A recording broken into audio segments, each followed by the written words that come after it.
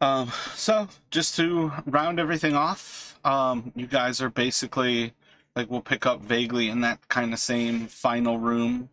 After picking open the final chest, I don't even know if I have it in my notes to say like what you found in there, but basically from that final temple room, there was a massive black hole to the west, and then a small tunnel, like a human-sized, but very small compared to the other wall, that leads off to the north, and it seems so much safer. And I think Justin went first, and after taking a few steps down the tunnel, disappeared into darkness. A few moments later, I think Ezra followed, disappeared into darkness. Galleon followed, disappeared into darkness. And then we had the three of you all follow in succession there. But it was a pretty classic red herring that got you all to walk through what we will now have essentially pop you all back onto the high road, just off the edge of the Triboar Trail. It is the dark of, I think it'll be twilight. I think twilight fits well. And by the wonders of adventure writing, there is an inn on the corner of Triboar and the high road that has never been talked about before, and that's because it only exists inside of this adventure, and I have never read about it before here. So you guys pop out of this little teleporter. There's a small inn ahead of you, and as you look off into the darkness, you see that there seems to be creatures trying to get into the doors, and it would appear that the doors are being barred shut, keeping these people outside. Probably about like 200 or so feet away. The inn's well set off of the roads, but it basically sits between the Triboar as it heads to the east, and then the high road as it heads to the south. So it is southeast of that little corner there.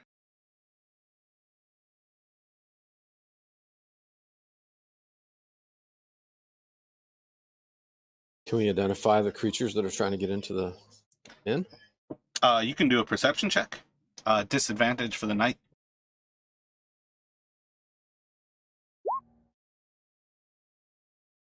There seem to be people. There's some people over there, guys. Where are we? As far as things go, like, you guys would recognize this place, having gone by here like 6 times by now.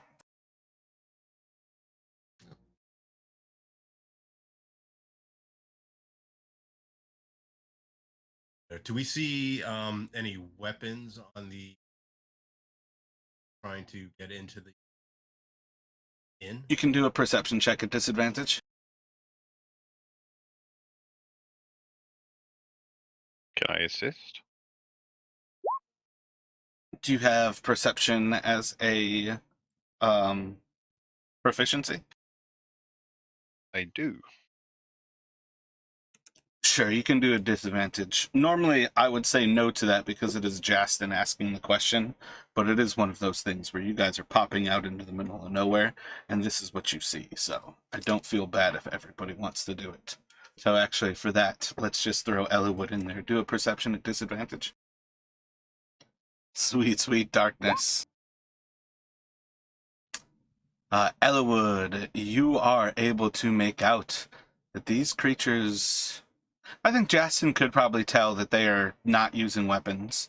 Ellawood, you can make out that these creatures seem to be almost moving slowly, as if their will is there, but it's not necessarily a pressing matter, and they seem to be clawing at the wood.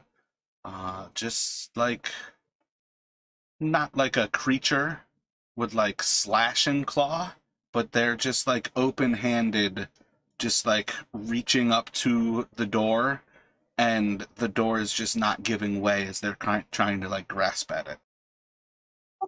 there's something wrong with those people, guys. I'd like to proc my divine sense, if that's all right. You are 200 feet away, and I'm pretty sure Divine Sense is not that close. Oh, 200 feet. Okay, never mind. So if you guys want to go check that out, I'm gonna stay in the back because they look like there's something wrong with these people. Do you want to move towards everything and then use your Divine Sense? Yeah, if the group is moving forward, I'll when I get within range, about 60 feet, I'll Do you proc it want to then. tell them to move forward with you? Yeah, I can take the front if you guys want to follow behind, moving up closer. I can get a better read on them. I'm just saying, I feel like it's pretty legit for a paladin to be like, I need to check this out. Get my back. Follow me. Okay, fair enough. I don't want Yeah, I to be think- too pushy. Yeah, I think You're a Jason- paladin, bro. You are pushy. Okay, Jason's cool. gonna draw his bow and he'll follow maybe, 10, 15. Am I We mad, get a Larry? sense of- 1 second, Justin. I know Larry's been trying to jump in, and I was saying stuff over him. Oh, sure, yep. No, totally not. I'm just gonna march along with Galleon. Gotcha. So what else were you thinking there, Justin? Do we have a sense of how many creatures or how many can we see? You all are coming from the north, and you see most of what's going on at like the door that's on the northern side of the building, and you can spot.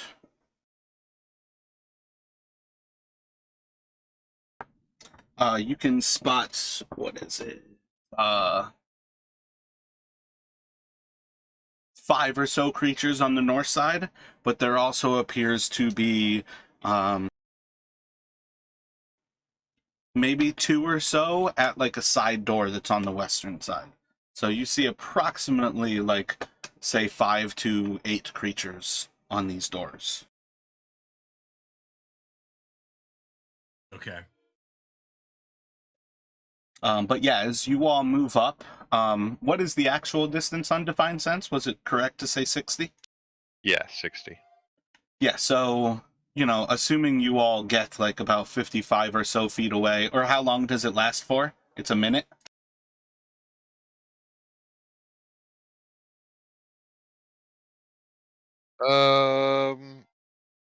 Doesn't say. Just says as an action you can detect good or evil until your next turn. Oh, so until next turn, I guess 6 Gotcha. seconds. So let's say that you get like 55 feet away, so you know you're close enough to actually sense it if you're around evil, just at that kind of like guess. And as you proc that ability, there is a horrendous reek of undead.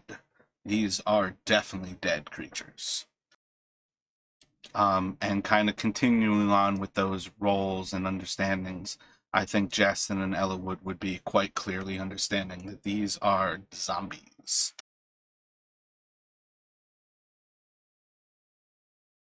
Time to go to work. So right now you all have a little bit of distance between yourselves and the actual creatures. What kind of thoughts do you have here? Do you want to take a moment to decide? Are you going to rush towards them and try to get to these doors to keep the doors from failing?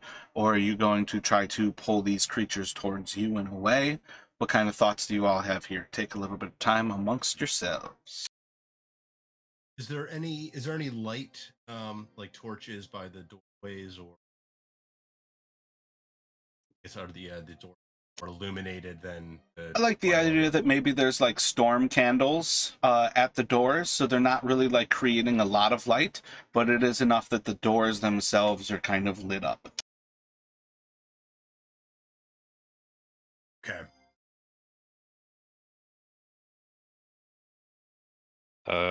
I'm kind of keen to make sure that they don't break in. I've got prestidigitation. I could try and make a sound or make some harmless sensory effect, such as a shower of sparks, to see if I can get them to leave the doors. Does anyone have any ranged attacks so you could catch by surprise as well? All right, mine's only. I was thinking we could try to maybe take out the. There seem to be a viewer going at that side door. If we try and take those out, and then I don't know, maybe get inside,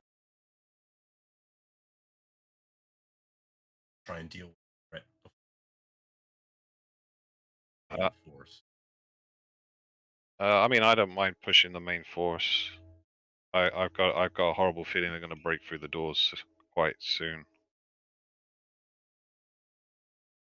But you can even split party a little bit. I mean, it's the same sort of general area, so if someone backs me up if some of the others want to flank or something. Your call, though. I don't mind how you want to. Yeah, you guys want to do this.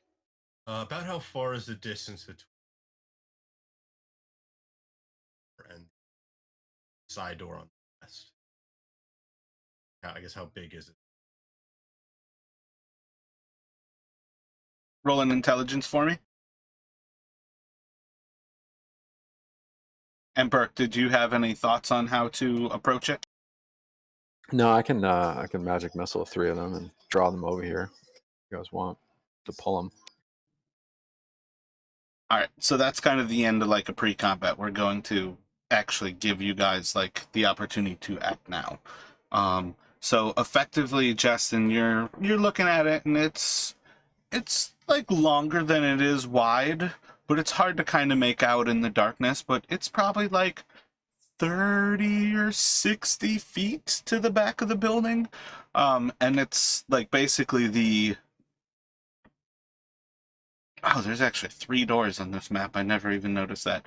But going back to this, they are on the northwestern door and like 30 to 60 feet down the back side on the west. There is another door that they are on. I don't want to. So Yep, with I that don't wanna- pre-thought on the actual planning, what are you guys doing right now? I'd like to cast me some mage armor on myself. I'd say you cast that. Yeah, I guess that's when you first do it. Roll a stealth check. You feel safe beneath your mage armor. And what are you all doing here? I think Jason would try to maybe stay to the shadows, try and pick out one of the ones that's lying at the door, and probably prepare to fire from. What are you prepared? Like, what are you waiting for as a cause that you will fire from range? I guess like once Burke and Galleon, since they're kind of taking the lead, start forward, I'll fire. That makes sense.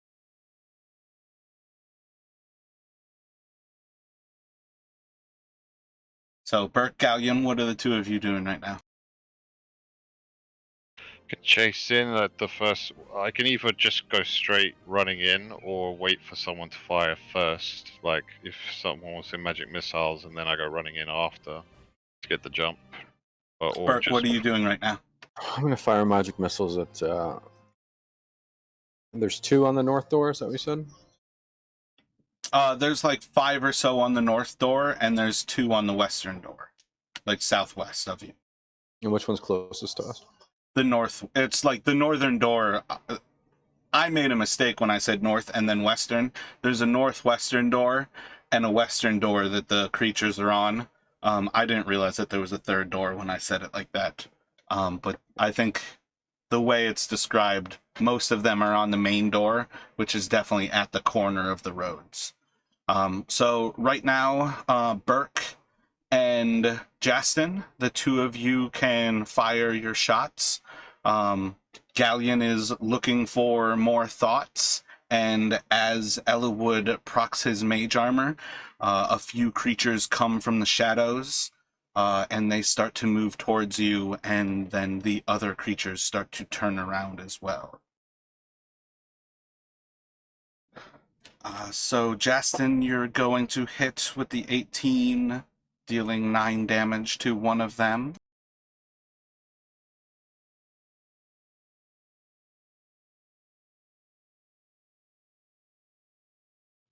and you said you're shooting 3 magic missiles. You doing it to a single creature? Are you going to try to Trying to hit break up just the 3 different?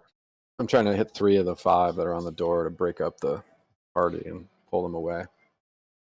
Thinking that 2 of them are less likely to tear the door down than 5. So I got to hit that 2 more times, right? Yep, that's correct. 2 more. Justin, roll a d4 for me. And then actually, Burke, roll a d4 as well.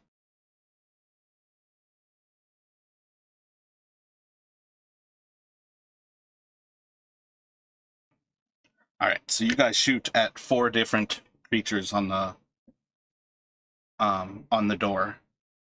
Justin hits the one that Burke does not go for.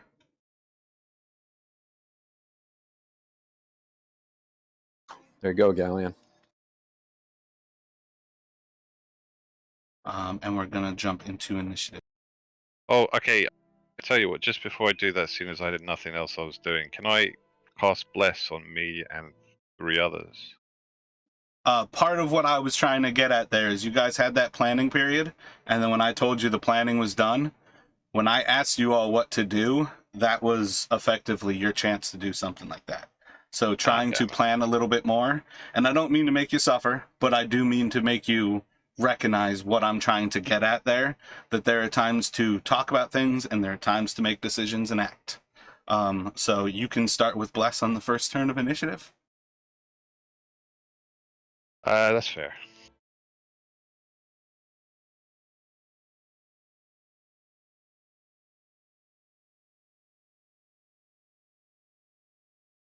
But like, for instance, what I was doing is I set a timer, and when that 1 minute wait came up, I was just trying to ask Burke what he was trying to say, because I saw him pop up his push to talk a few times, and I just wanted to see what he was trying to say, and that was the end of the planning. So that's why when I said, like, this is the end of it, like, you guys are acting now, that's kind of what I was trying to get at there, is that I'll try to give a few moments where you guys can actually have, like, a little bit of plan, but by and large, once you got close enough, stuff was about to happen regardless.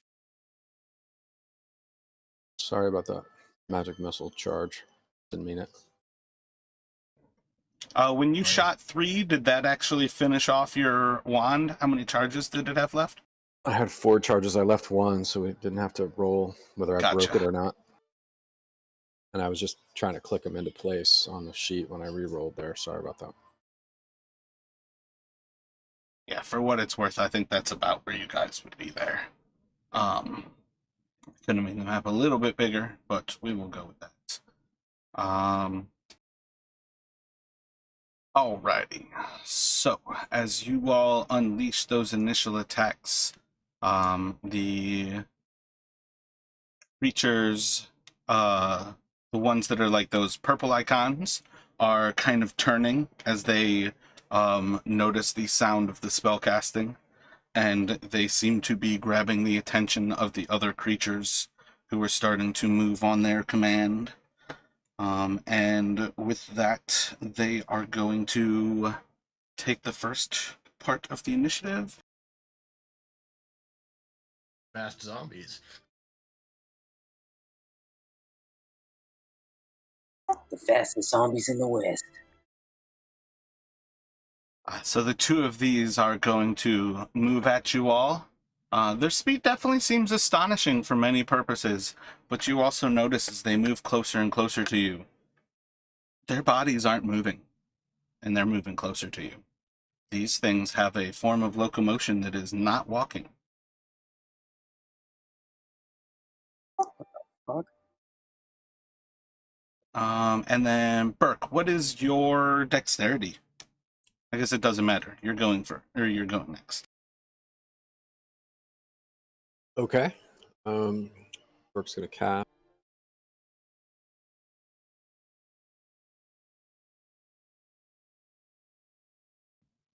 I got Burke's gonna cast.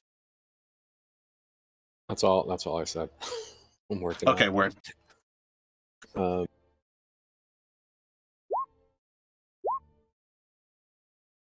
I think number 1.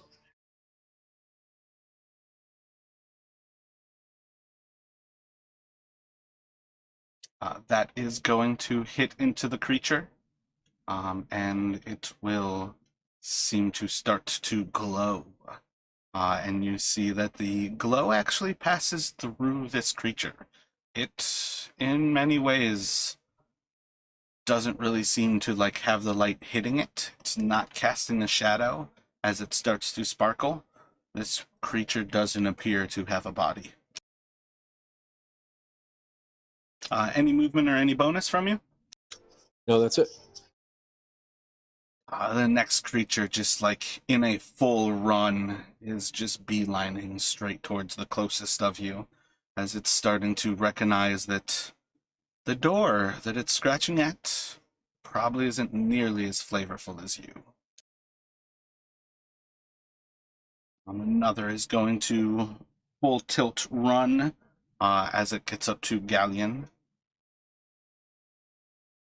And another is running out from the northern door, and I believe that will take us to Jasta.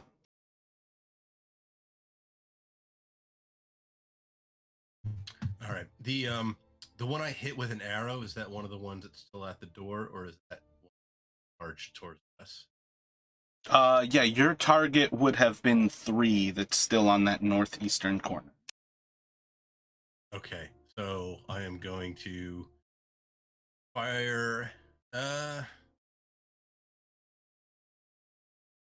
actually, I guess if you'll let me use my bonus action, try and get insightful fighting on it, try to find Do you have a distance on the or insightful something. fighting?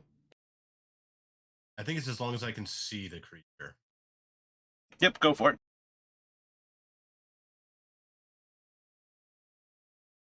Gotta beat it.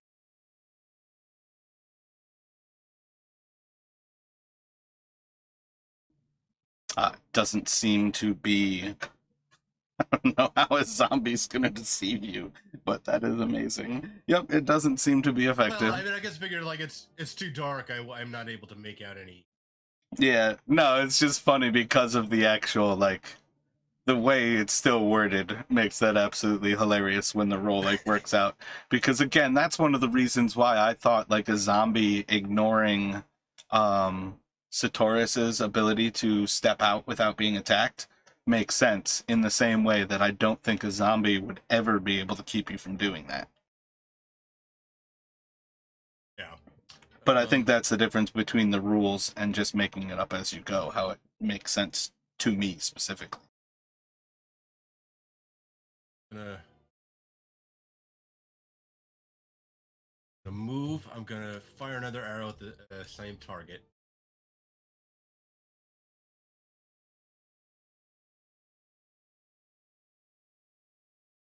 That will hit, dealing another 6 to it. Back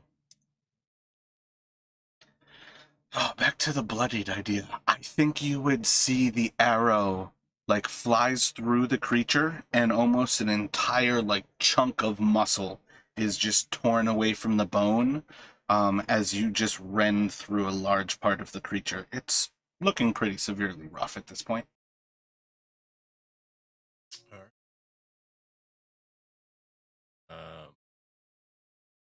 But I'm gonna, seeing how fast they're moving, stay there, and then my turn. Oh, are you using the bow by now? Did you just switch to it right away? Yeah, I had raised it. I had brought the short bow out on the approach, and I fired one arrow. So start. I think I already added the +1 short bow to your inventory.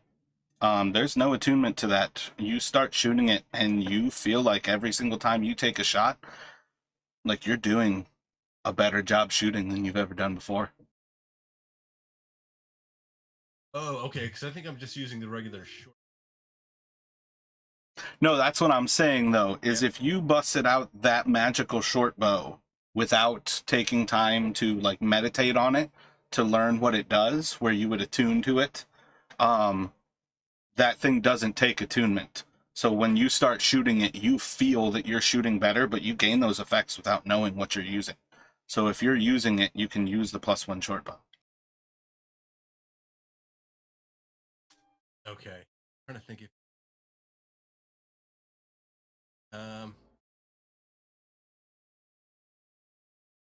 Yeah, I guess he would have. I don't think Ezra didn't. He since it was magical danger, so he probably would have. He probably would have started using that. I'll add that to my. Ellawood, what's your dex? 14. You're up next. So I guess in that case, would it be 2 more damage to that Yep. one? Okay. Sorry about that. Yeah, I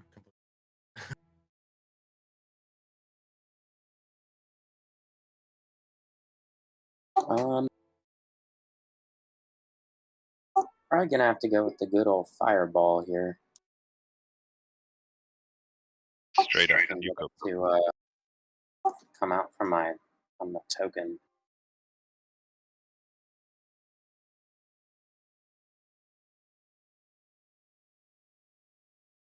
There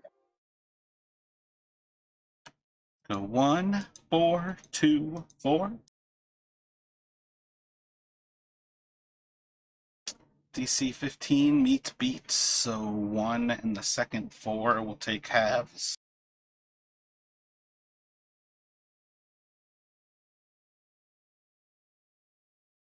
So DC 36 that the zombies stay up. So 2 of the running zombies fall, 2 of the running zombies stand. Any movement or bonus?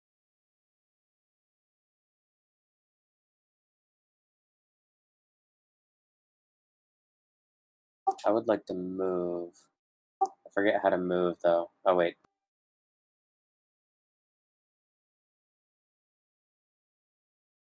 Yep. I selected my token. I just forget. I'm pressing the arrow keys. It's not doing anything. think you can also just drag and drop. Oh, right. Cool. And that's gonna be it. Then it will go to Galleon. Galleon will look up at the closest zombie near him, and he says, "I mark you as my quarry," and with that casts Hunter's Mark as a bonus action on it, before then attacking with his greatsword for a normal attack. Oh, oops. Sorry. I think I've done that slightly wrong. Sorry, ignore that. I was only supposed to cast the damn thing, not actually roll for the damage.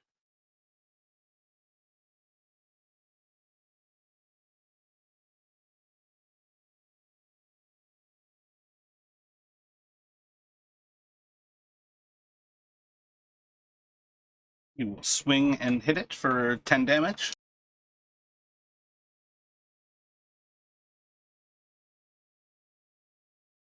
Cool. Okay. Just like cut off an entire chunk of meat.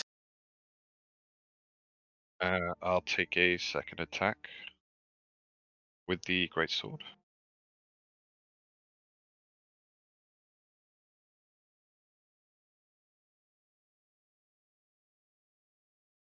Describe how you kill this zombie.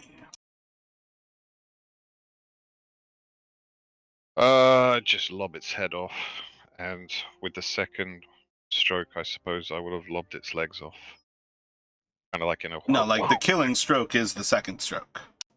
So it's describe how that stroke goes. So if you lop its head off, that's like effectively the killing stroke. Sure. Okay. Do that then. So DC 23 to see if it stays alive. It does not.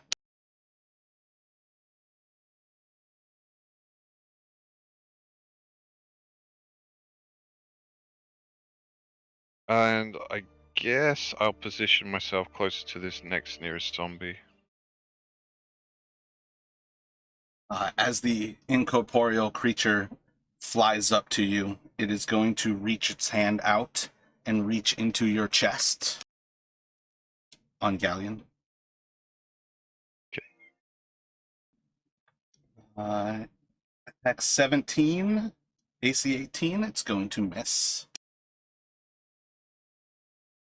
The next is going to fly out and reach into Justin's chest. And that also is going to miss. And it's going to go to Burke.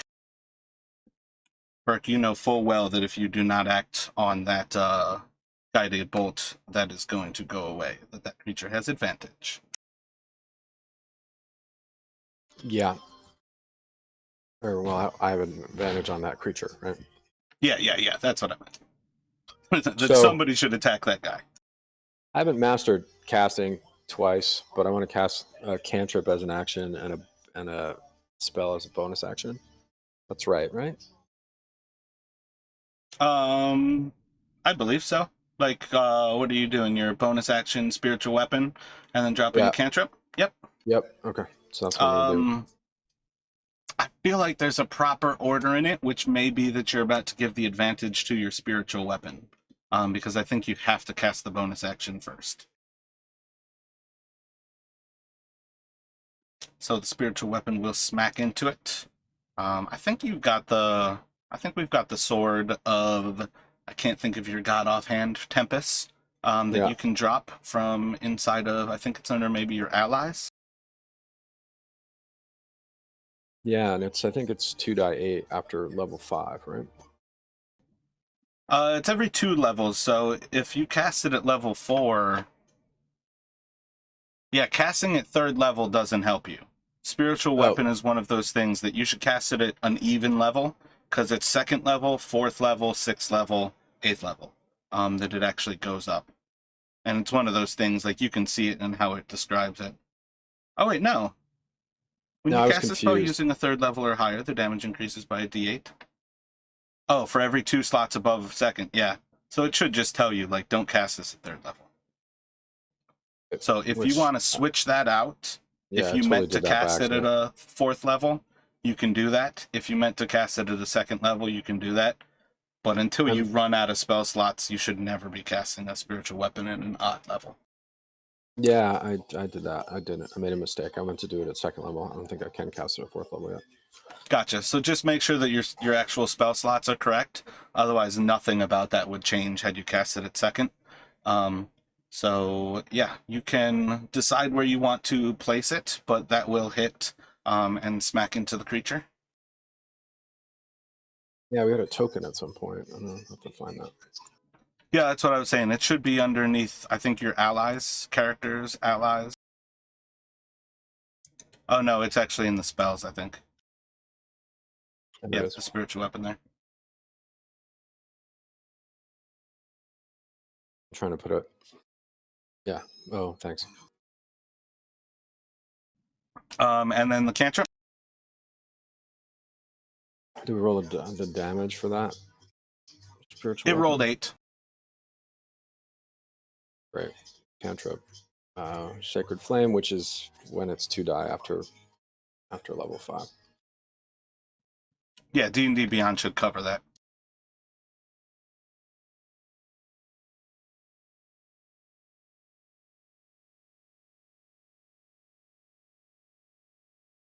Great. So 7, 15 on that incorporeal thing that's attacking Galleon from behind.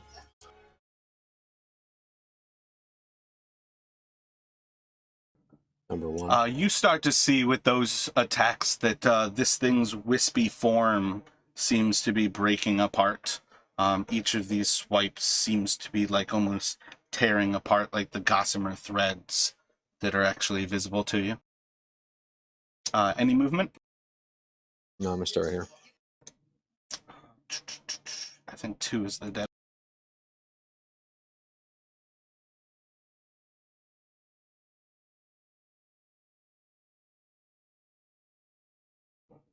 And then we'll go to Jast.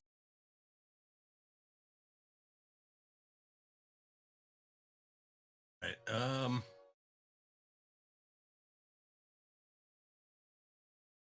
I'm going to attempt to disengage with my action.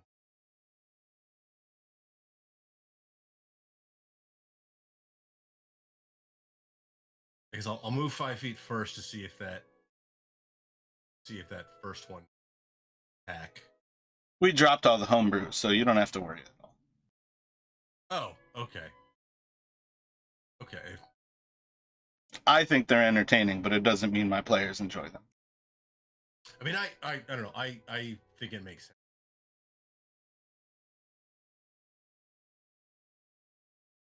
All right, so The difference is now I just give creatures Sentinel instead of making it a homebrew, so it does the exact same thing. right, yeah. Right, And that's so- why I don't get why people bitch to a DM. I can make anything happen. All right, and then I'm going to fire another arrow at this. I think is the one. Get my He's looking Triboar ready. pretty messed up. Oh, I'll just fire an arrow at him.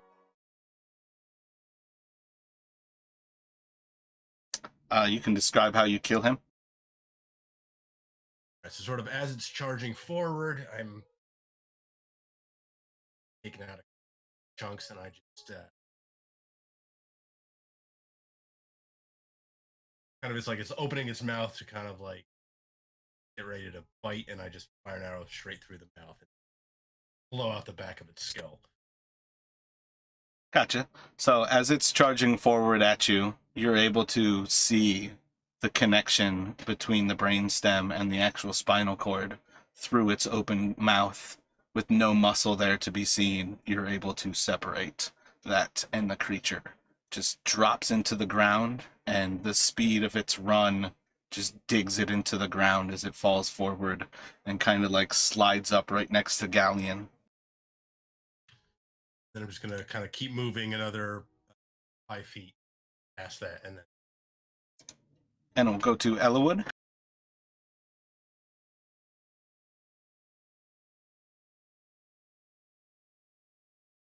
Nice shot, Justin. I'm going to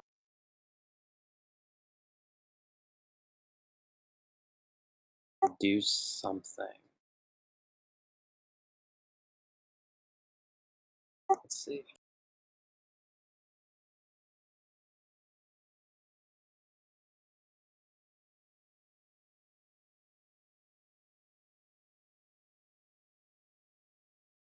I'm going to cast haste on my boy Galleon over here.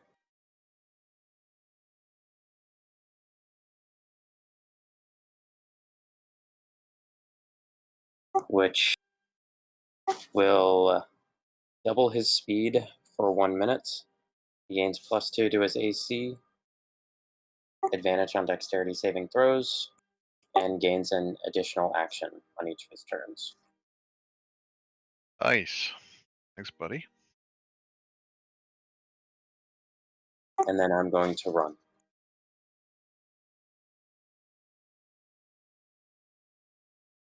Over to there. You can stand behind me.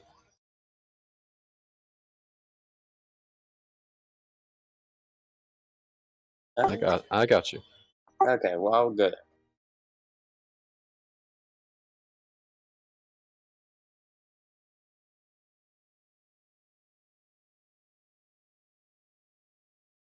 Thanks, buddy. One is going to run up to Burke and slash out with its claw, and it is going to whiff hard. It's going to go to Galleon. Right, Galleon, looking at these incorporeal creatures, realize I don't think he has a weapon that can take care of these things, so he's going to go for the zombies that he knows he can take out, probably take an attack of opportunity in the process, and move closer to the one nearest, I think, is it Burke? Yeah. You in particular want to go to that side of the creature. Well, I suppose it doesn't really matter. Yeah, I kind of want to be. If you attack from either of these spaces, you're taking one opportunity attack, but you're staying in combat with one of the wraiths. That's what I'm asking. Yeah, I'm okay. I'd rather take the opportunity attack because I'm going to try and push it out afterwards. Or Gotcha. So you can go to the other side.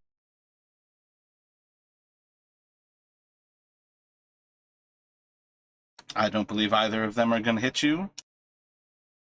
Sweet. Okay, and then okay, as Just a want to pause for a moment. Only somebody who has not been hit by a wraith would take an extra wraith swinging out at them. okay, well, yeah, that's probably true in this case. Okay, well, I got lucky, thank God. I'm going to use my bonus action to use my hunter's mark on this new target. And then attack with my greatsword.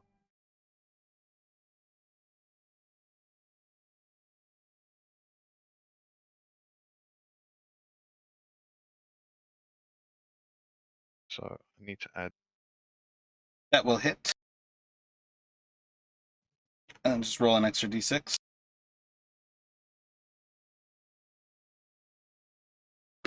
For 11 damage. Okay, and then So DC 16? Nope, it's going to die. Sweet. Okay, and then for the remainder of my movement, I'm going to move to the next target.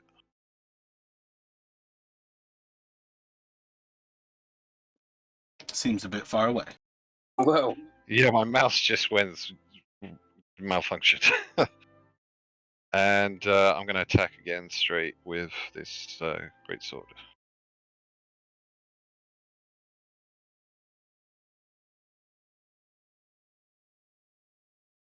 That will hit.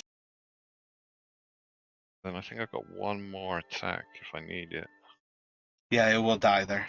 And you do have one more attack. But I think you've already moved 35, so I think you only have 5 more feet. 1, 2, 3, 5. You've moved 25, so I think you have... Oh, wait, no. Dude, you've got 35 more feet that you can move. You should be Yeah, able to use yeah, that last 8 attack. feet. Gotcha. Is that one? Okay, so I'm going to move to the south now.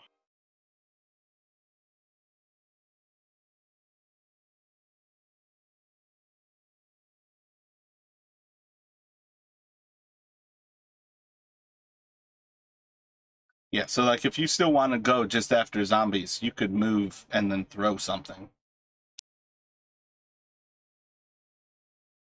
Okay, yeah, I'll probably do that.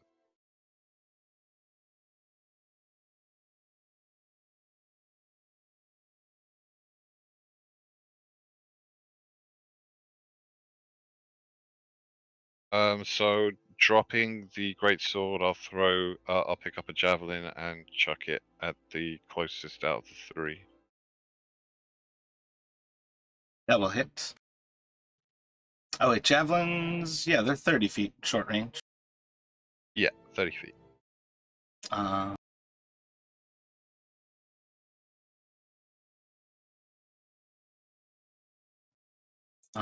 and I feel like that satisfies everything. Bonus action? I used my bonus already to change my hunter's mark. Gotcha. That's me. Done. It is going to run up and swing at Galleon for a miss. Going to run up, swing at Galleon. That one should be a hit with a 20. Still misses. I got 18 armor class. 18 naturally, so you are up to 20 with haste, and I rolled a 20. Oh, okay. Sorry, I was looking at the rolls on the screen. My bad. It's going to deal 2 damage to you. Cool. I don't know if the numerals didn't clue you in, but I definitely don't have these creatures added in as actual counters. But that is like one of the biggest time sinks in creating creatures. No, I'll show you all my dice, but that doesn't mean you know exactly what my modifiers are. That's fair. That's cool.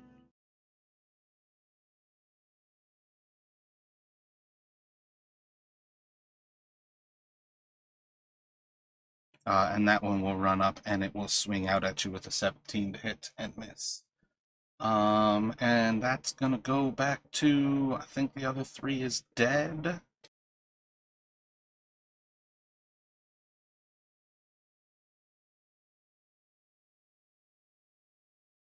So, Wraith Life.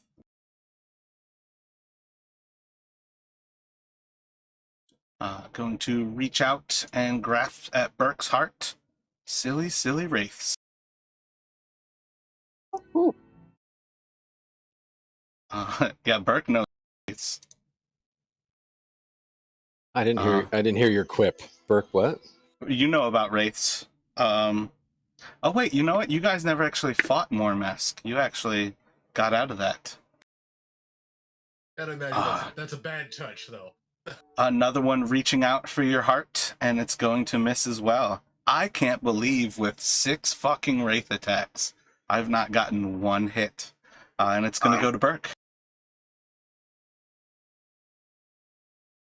Burke's gonna use his bonus action to direct his spiritual weapon over to take an attack on the one that I've been hitting the whole time, which I think is number 1. Yep, you can see that's the wispy one. Wispy. You want me to roll? Yeah, that's one of those weird things. You kind of have to like risk recasting it each time you actually roll for it. So just make sure it doesn't use up that level 2 spell slot again. You have to pay attention to that using spiritual weapon.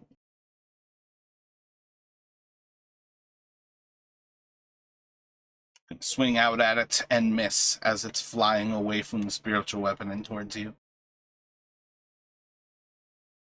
Okay. And then I'm gonna cast at it with a spell. Give me a second.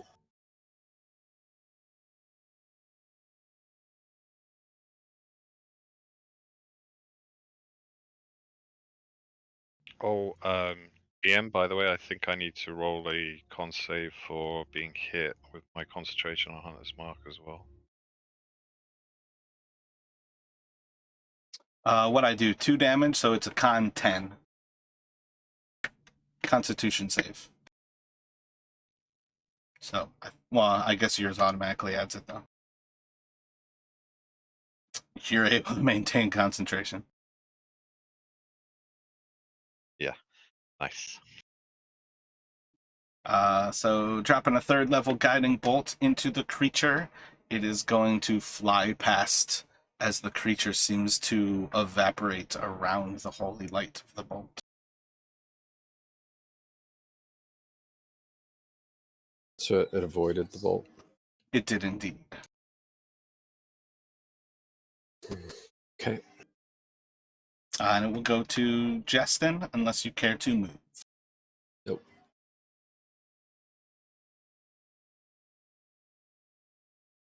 All right, so I'm gonna look towards Galleon. Hang on, buddy. I'm gonna disengage with my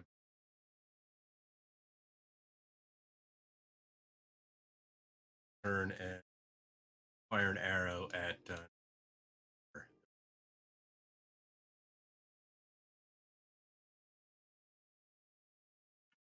That's going to be a good bit of damage.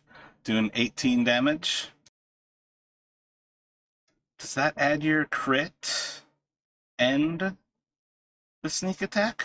Okay, it's actually 13 and 18 for another, what is that, 31?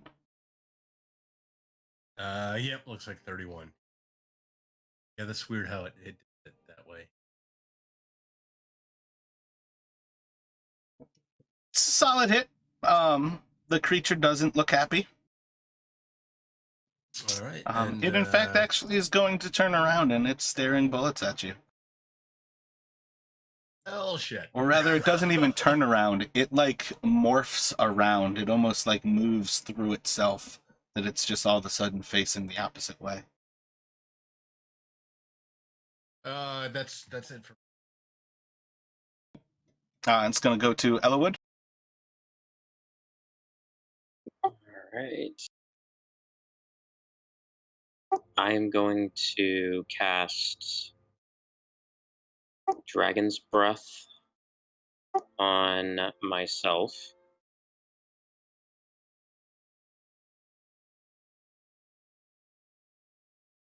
With the fire element. And I'm going to use my meta magic careful spell to automatically allow Burke. Burke's a dexterous fellow. He's got 0 to his modifier. Let him try to dodge it. To allow Burke, and I don't know if his weapon No. thing. Okay. That's all well, you need. It's just Burke. Okay, cool. To allow him to automatically. No need to dexterous- find that cone. You can definitely place it over those 2 creatures. I'm just trying to find where my meta magic is so I can take my spell points away. Under features, and I can't think of what the other part of it is. But 1, 2.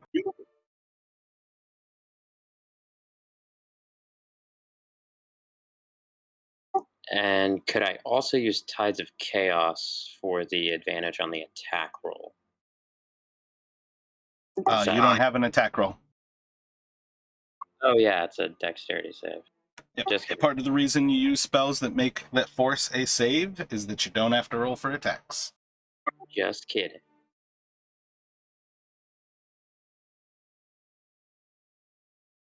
So as you burn the first creature, it dies. As the burning kind of sinks into the other one, you start to notice that the fire doesn't have anything to burn. The creature seems slightly affected, but otherwise seems that on some level it's resisting the fire. Uh-oh. Guys, fire doesn't do much. Any movement from you? Nah, I think Burke's gonna have my back here. I'm gonna stay here, chill. And it's going to go to Galleon. Okay. Okay, so I'm not going to bother with Hunter's Mark at this point. I'm just going to attack straight for the I don't know, the one on the left. Only the one in the middle has been hurt so far. Is that right? That's a safe bet. Cool. So I'll go for the one on the left first. Sorry, west.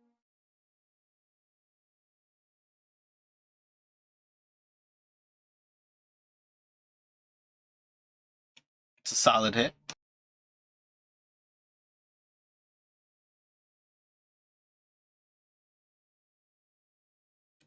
Takes off a chunk of its arm.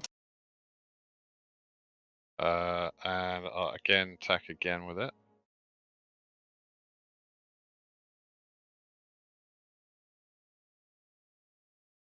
Solid hit. How's it looking now? Is it still still standing? I take it. Roll for damage. Oh yeah, that'd be a good idea. Creatures that don't have blood, you already got the clue. When you took off a chunk of its flesh, that was bloodied. And as you cut through it, the creature still seems to be standing. Okay, for my third attack, I'm gonna hit it again.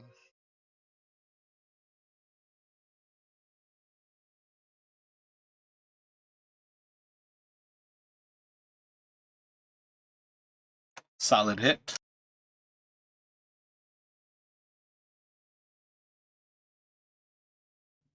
And it falls. Okay, and for my bonus action, under my Great Weapon Master, under fallen creature, I can make one more attack. So I'll attack the one in the middle that was already quite bloodied. That one is not bloodied, but it is the one that took damage. Solid hit. Sorry, that's what I meant. Yeah.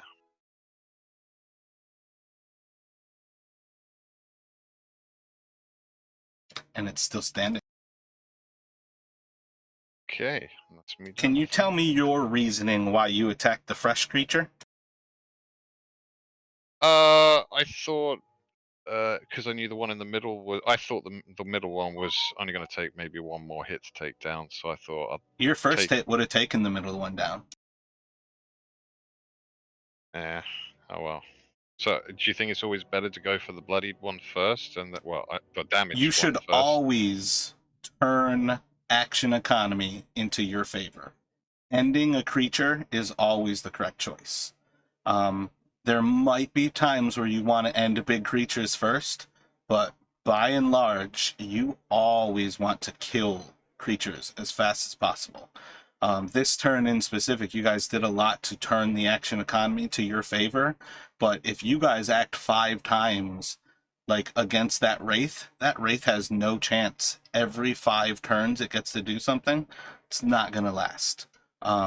Turning the action economy in your favor is always the correct choice, especially for stuff that if you had picked up on me describing it taking damage, 1 hit from the great sword is enough to bloody those creatures. So 2 hits is enough that you can kill them. And that's one of the things. That one was at 12 hit points. So it's like right about where you're going to kind of average out, because it's basically 7 plus your damage is kind of your average.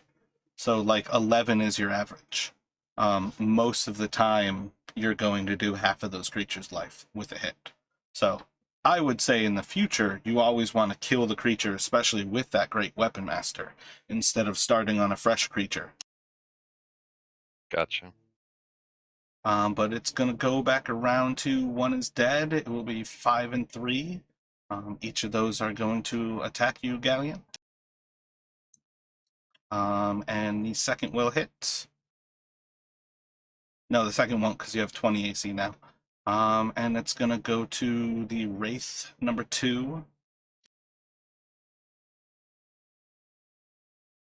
It is going to step out of combat with you, Bert.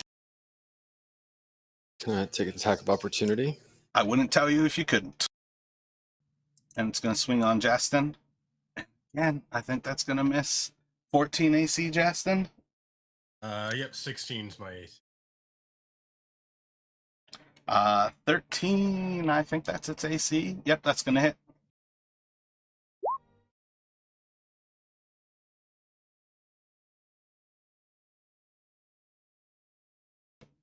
And then you're up, Burke.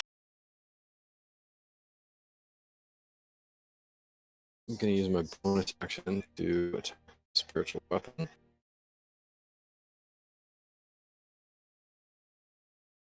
Spiritual weapons don't get bonus action or reactions, do they? Nope.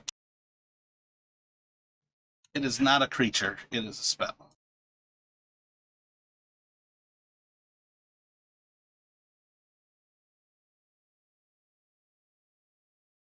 I think there would be grounds if you were a warcaster that perhaps it would be viable to make a spiritual weapon attack as something moves away from like you, but your spiritual weapon is in that same position like that. But in the long run, that would be the type of thing where we might just see how narratively entertaining that would be. But I feel like that would be kind of a way to be a warcaster and save like spell slots on some level. But 19 will hit, dealing another 10 force. Oh wait, your Warhammer is non-magical, isn't it? It is. So, did you do damage? Ooh, it seems to take a little bit less damage from your Warhammer swipe. Okay, and I'm going to use my.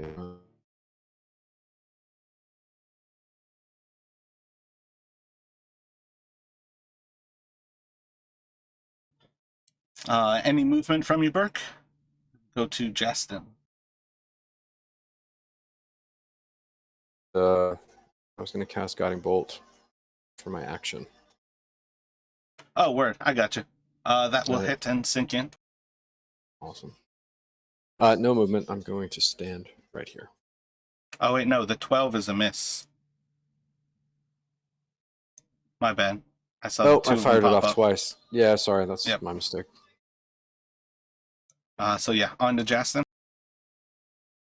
I would have given a nod towards Ellie Wood as he vaporized the one that had turned towards me, and then, of course, the other one comes after me. So kind of hastily backing away.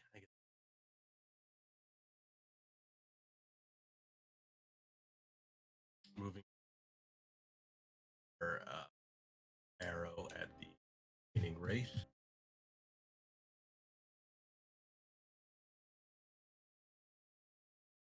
Another Solid crit. for 8 damage. Yeah. That's 2 crits. Nice. Damn. Oh, did I have advantage on that one? Nope. Is that the one he? Oh no, he missed with the guiding bolt. Yep. All right, and that'll end my turn. Onto Ellawood. All right.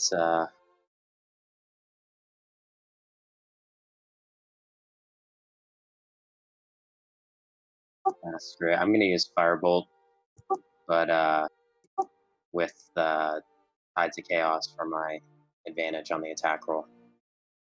Take your advantage.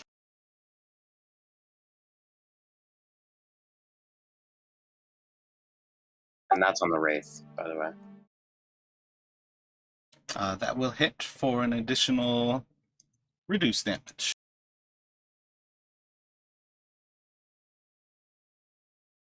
And then I will just hang out here. Onto Galleon. Okay, so learning from my last mistake, I will attack the damaged zombie first in front of me with a normal greatsword attack.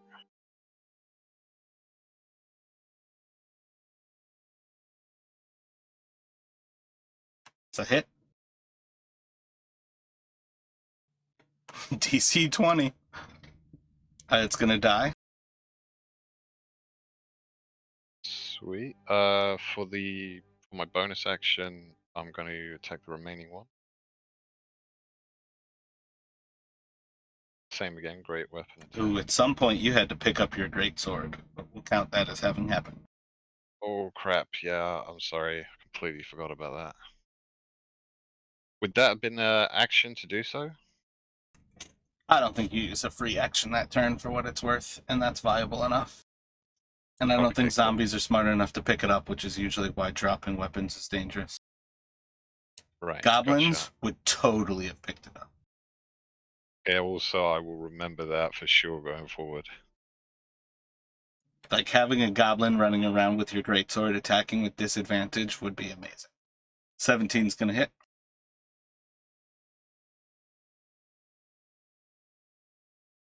I'll attack it again.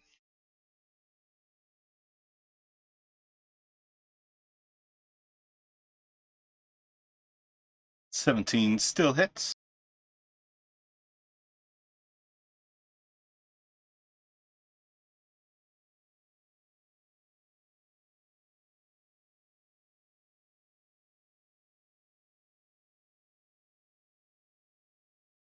It would be great if you guys could do that setting for D&D or Beyond 20, that you're rolling your attack and your damage at the same time. It's still standing. Still standing? Okay, final attack on it.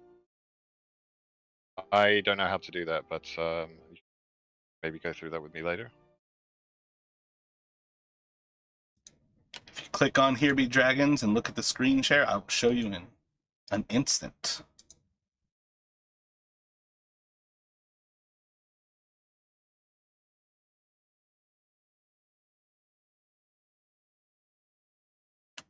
That will hit. DC 14. It died. So it's going to go back to the Wraith, who's going to attack. What is that, Galleon? Reach in for your heart. I think that's going to be the one. No, a 19 is still a fail. And that's going to go to Burke. Galleon, look at the screen share inside of Here Be Dragons, the voice chat. Do you see the red B in the bottom right corner?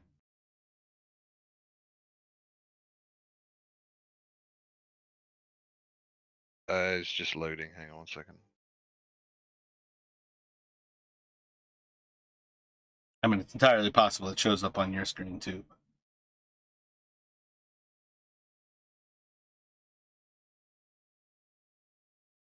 What are you doing, Burke? Looking for that setting that you're. Oh, I got you. Just any of the Bs, like there's one in the top right if you've got your extensions like expanded.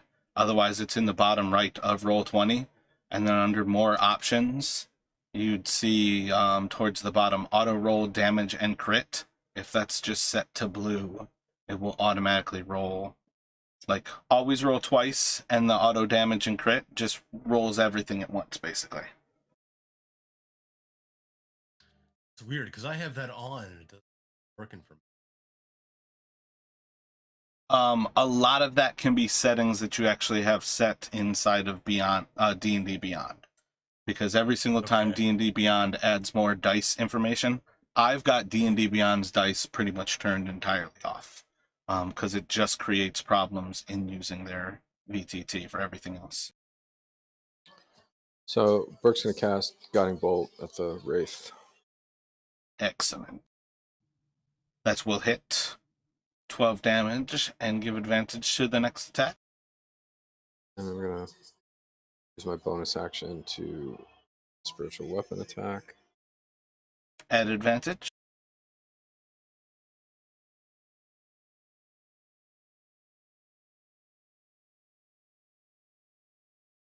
That's going to hit for 6 more.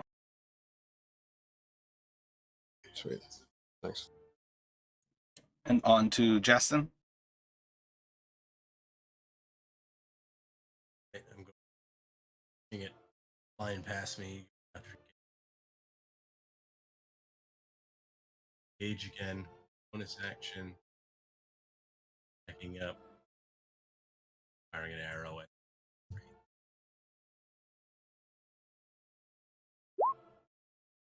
Shit.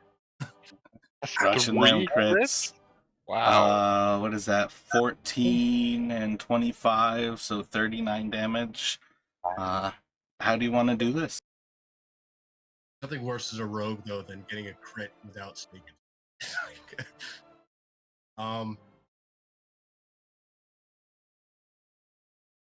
Yeah, I guess I'll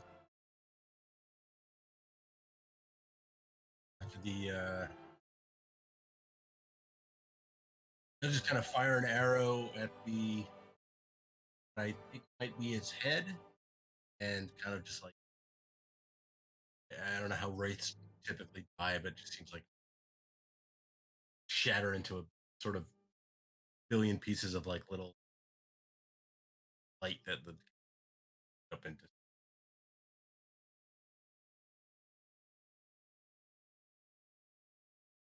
Oh, yeah, you can place the arrow into its head, and you kind of take a moment to look over your bow, finding yourself a little bit surprised to see that this thing that doesn't seem to have a body, the arrow is sticking into it as if this were any old normal kill.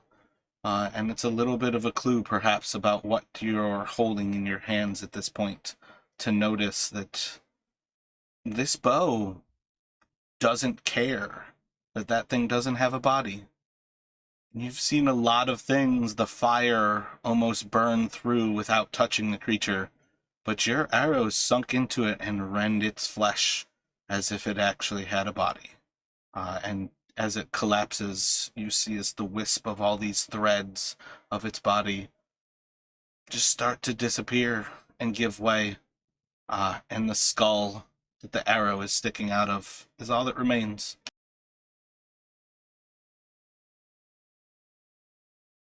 Yeah, I'll definitely spend a few moments kind of looking at the bow with like wonder.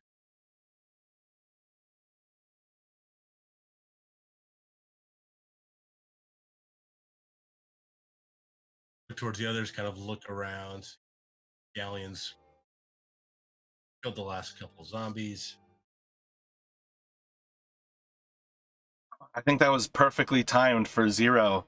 You're actually going to see some of like the storm windows around the cabin start to be thrown out, and there appears to be people who are looking outside of the inn.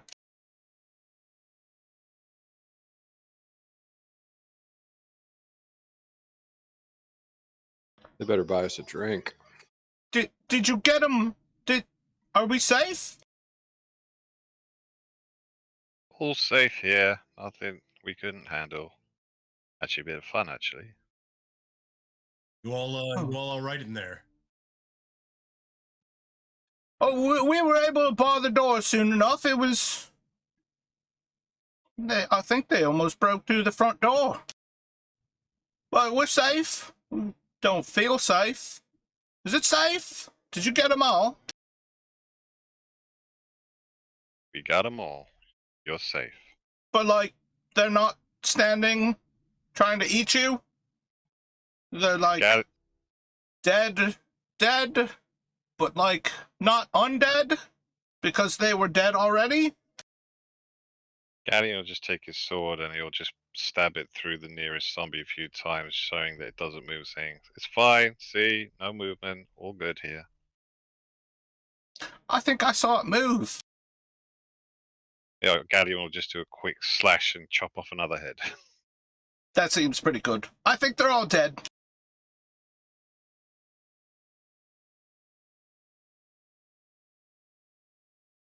So the storm window kind of like drops as the person like gets away from the window, and after a few moments, you all hear a few like thumps and almost like kind of scratch as they seem to lift the locking mechanism out of place, and then you hear a big thump, and the doors kind of open at the front gate. That was good timing. We're glad you all arrived. Have these things attacked you before?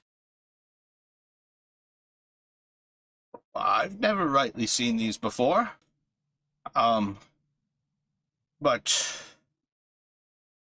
it's not surprising to have things attack.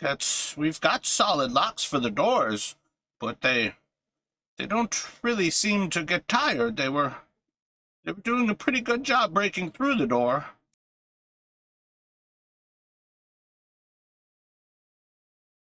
Glad we showed up when we did.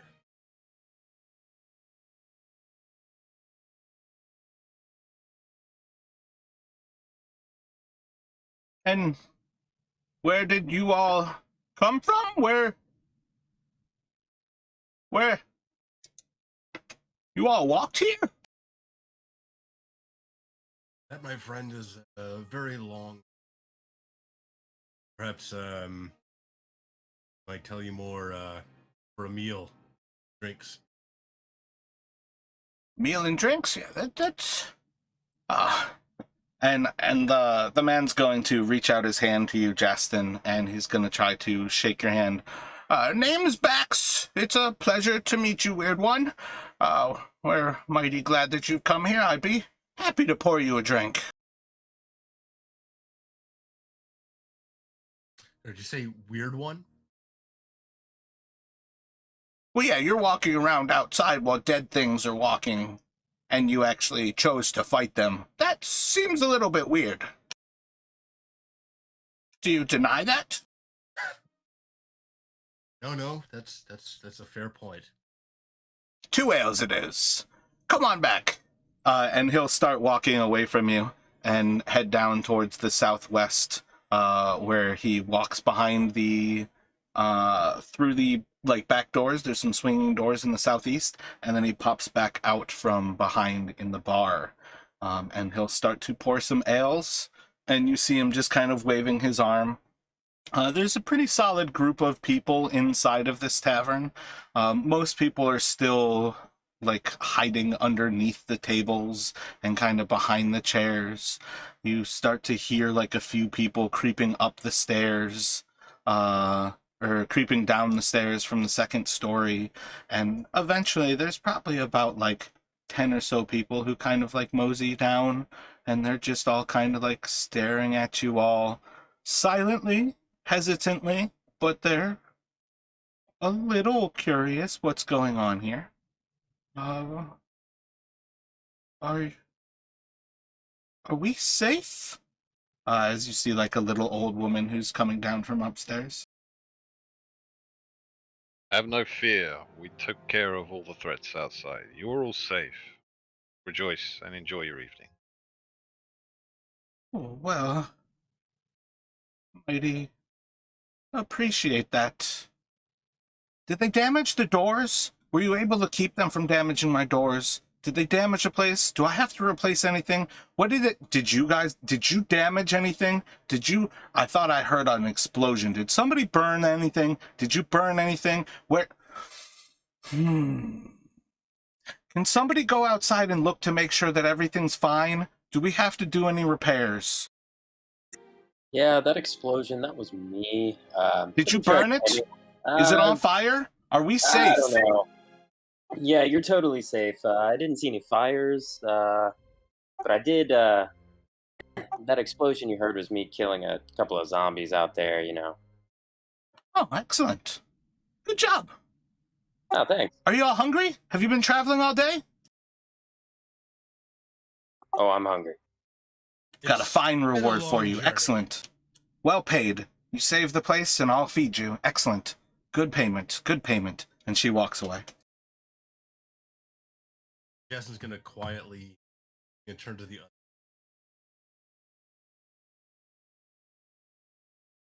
We kill all.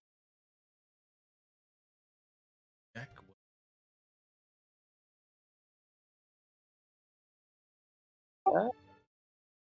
Maybe after one drink. I don't mind going out and doing a perimeter sweep if someone wants to join me, just to be safe. Yeah, I'll come Only with to you. put these good folk at ease. I'll come with you. Oh, what are you doing? Just taking one less sweep, making sure. Oh, good, good. I'll have the ales waiting for you. And then if you just give us a few more minutes, it won't be long, and Martish will have some food for you, too. That'll be wonderful. Just please don't step on any of the vegetables as you go around the backside. Down, and he's going to point, like, behind the bar of himself. When you go around the south side, just don't step on her vegetable garden. Martisha will get quite angry if you do. But please, if you would, can you check, make sure the doors are sound? If you've got any carpentry skills, we've got some extra wood, and you can fix those up for us. But otherwise, thank you all very much. Berg wants to take a look at these, at the zombies and the wraith and see if there's, any sense to what happened. You can roll an investigation.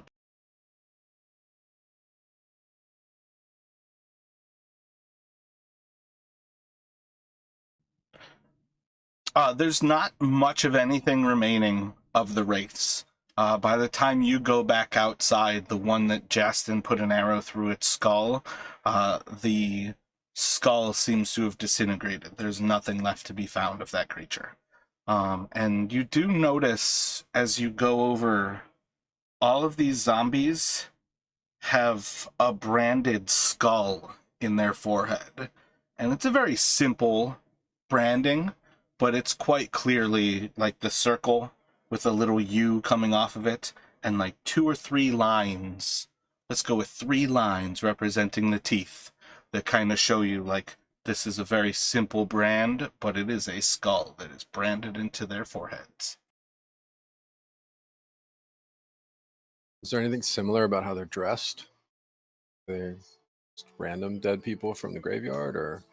Most of them Boulders? don't have any clothing remaining on them, but just kind of going over it, besides that, like, culturally, it's similar dress. There's not, like, a uniform. Some you can tell were, like, women with, like, buried in dresses. Some have been buried in, like, shorts, others in pants. But, yeah, in the long run, besides just picking up that they're probably, like, relatively local to this area, that they're effectively Sword Coast and not from a culture like well inland or far away from here, there's not really similarity to their dress. But all branded on their foreheads with a skull. Yep. And it's pretty clear it's like the same brand was used on all of them. We should ask if that can graveyards. taken from. Should we bring one of? Should we cut one of these brands off and show it to him, see if he recognizes it? Yeah, not a bad idea. I'm sure the tavern guy will react well to that. Anyone, Rick thinks he's funny anyway. anyone have any drawing skill? You can sketch of it too, sort of reference later. Parchment.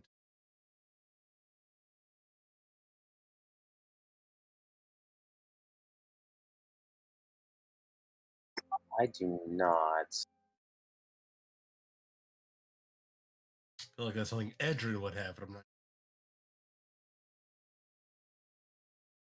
We could just cut one of the heads off otherwise and just bring that in. I would also like to note, when I went outside with you guys, I totally grabbed a glass of that ale. Brought it with me.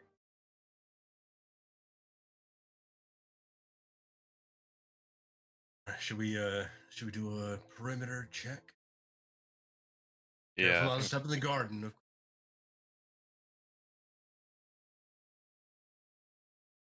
Ah, sure.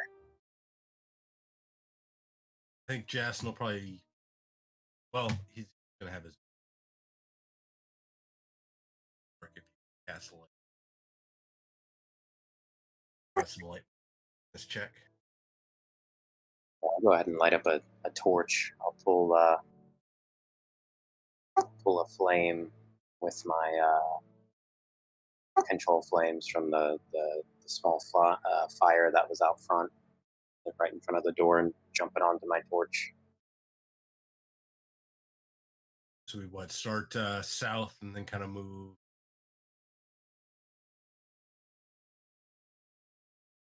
south around the garden and then.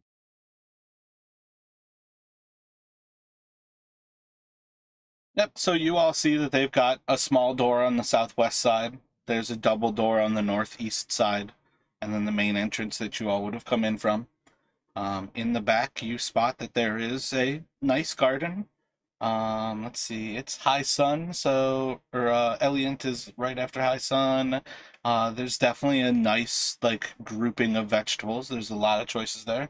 She's got a large compost pile, and there's a nice like tree in the backyard, but doesn't really seem to be anything around this place. Are there any carrots in the garden?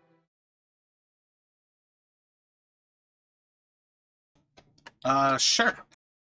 Yeah, I just want to pull one out, pocket it.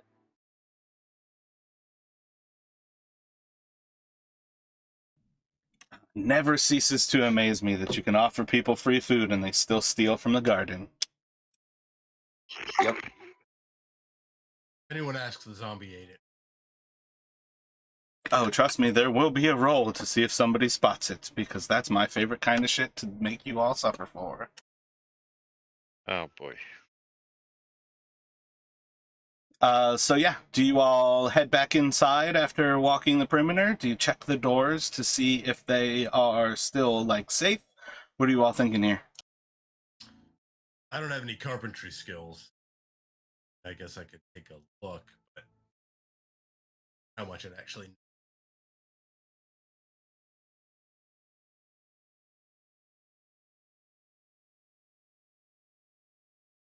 Yeah, So- Berkey's got a military background, so maybe that sort of thing. I mean, it's up to you guys whether you spend that time.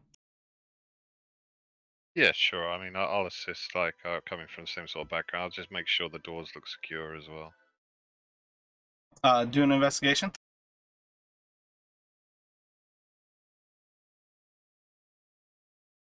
But, both of us, or who? If you're bringing it up, it's always going to be you. Oh, well, I mean, Justin brought it up, but, like, I'm up for doing it too. That's cool. Justin is not doing it, though. He said he doesn't think his guy has that skill. Like, this doesn't matter at all. Just roll it. No, the doors look perfectly fine. Yeah, it looks fine to me. Let's get back in. Sounds good to me. Sounds great. Galleon will have done a little knock on the door, and it says, "Yep, sounds fine." As he walks off. What door would you have knocked on? The south door. Southwest You hear from inside, this is the kitchen. No need. Nope. No need to come in here. Go off to one of the northern doors.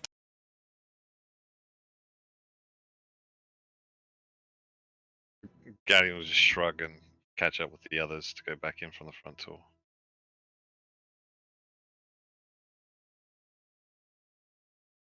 So you all can head back in through that corner door. Everybody's still kind of silently sitting there, but you can start to see that people are actually like getting fresh ales and they're starting to talk. They're still like at kind of a low whisper. Everybody's still like somewhat on alert. But they seem a little bit more comforted to see that you've walked outside and come back in not dead. So they kind of like keep a little eye on you, but the bartender backs, still kind of like waving at you like, was it safe? Did everything look all right? Were the doors good? How was everything? Are we safe? Yeah, there were no fires. Everything seems totally fine. We knocked on a door. I took a carrot. I hope you don't mind. No, I really love carrots. They're kind of my favorite food.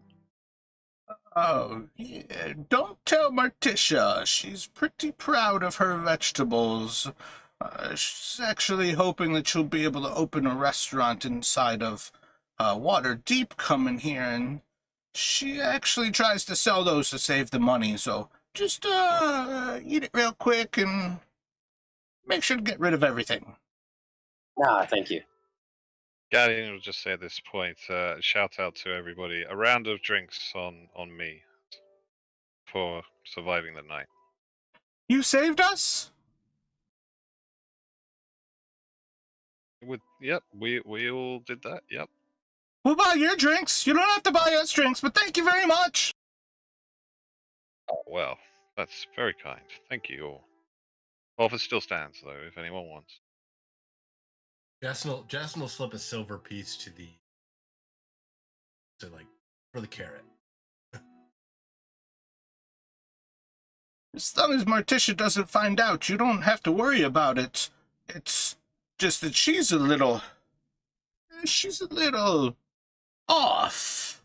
And he's just gonna twist his finger kind of around his ear a little bit.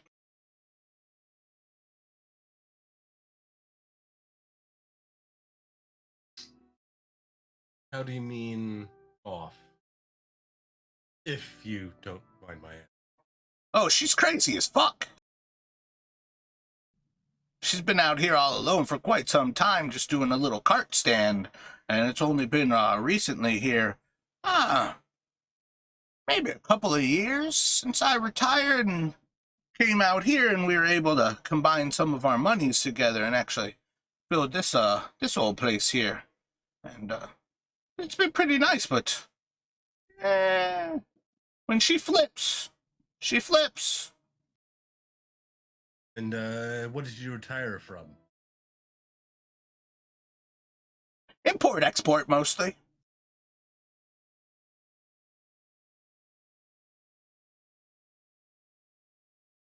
Import export. I have a bit of experience.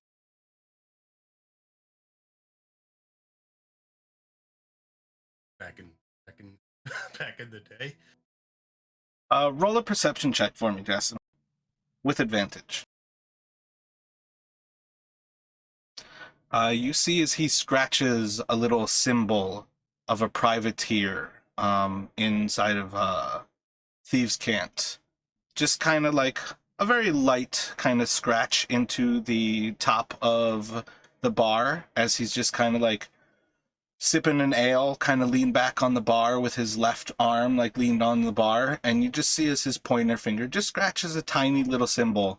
But he basically tells you that he was a privateer or a pirate earlier in life, and he's since retired. And part of what he's done is opening up this little shop here with Marticia. So I'm gonna kind of try to sort of subtly, kind of like maybe like my nose to trying to indicate that I recognize the symbol and kind of very tiny, subtle little raise of the eyebrow.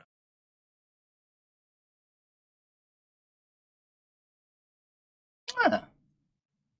Bit of import-export, little of this, little of that. It's always good for a fellow to go out there and find the things that people don't necessarily know that they need yet. And it's always worth a premium.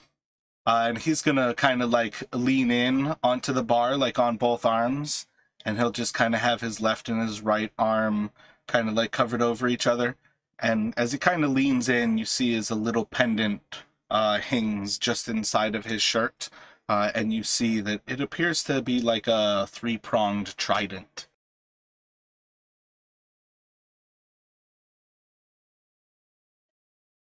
So, what's brought you all here to the Wayside Inn? It's been quite fortunate for us, but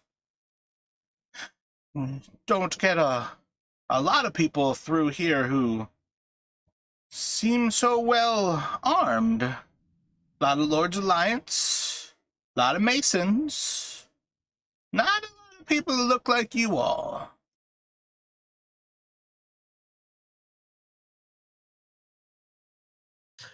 Well, as I mentioned, it's a bit of a long story. He pours another beer from the tap and sets it in front of you. Long stories are for long nights. Another good point.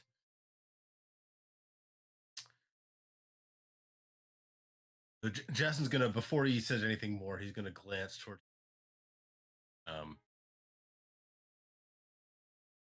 He's not sure how much he should tell this guy, how much they might want to keep to themselves. So he's gonna ask, try to look back towards the others. I don't know if any of them heard any of this conversation or not. From the back door, Marticia's gonna come out. You guys can assume who it is because he's given her name, but she's got 3 plates on her one arm, and then 1 plate in her left hand, and she's just going to quite deftly pass them all out to the 4 of you all. And they're just like a plate of mutton, little bit of like potatoes, and some sort of leafy greens that's off on the side. And she just like sets them down, and she just sits there and stares at you all. Much appreciated. Thank you. Thank you.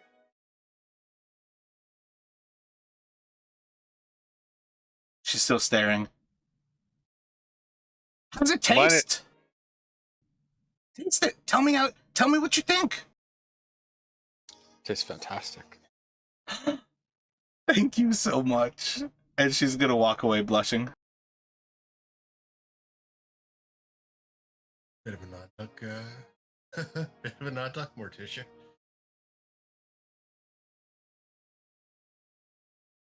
Takes pride in that food, huh? Jason's gonna glance back towards the barkeep. He'll note the pendant, and then he'll kind of quietly ask, like, your old work ever take it anywhere near Leylon?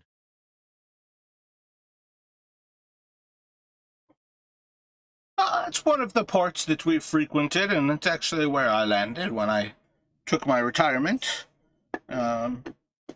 Probably about 20 or so miles at this point from Leylon. We're getting pretty close here. This was just a pretty convenient place to kind of set our roots in. There's a lot of traffic coming this way, and Lord Dagalt of Neverwinter, he's been doing a lot to try to repair Leylon. So we've thought we might be able to come up on the traffic. And if everything works out with this reconstruction, and he's going to cross his fingers, kind of like looks to the sea off to the west. He's like, well, if everything works out, we'll get all of that traffic from Waterdeep and Neverwinter, and that's just going to be rolling in money. Just I'll kind of nod and be like, well, tomorrow's luck to your new endeavor.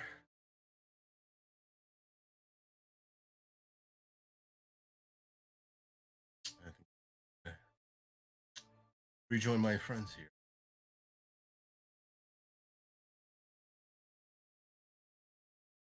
You all moving away from the Nodding. bar? Oh, sorry. Is everyone else at the bar? So I thought maybe. Yeah, I assumed you were all at the bar. Or wherever the food got put down.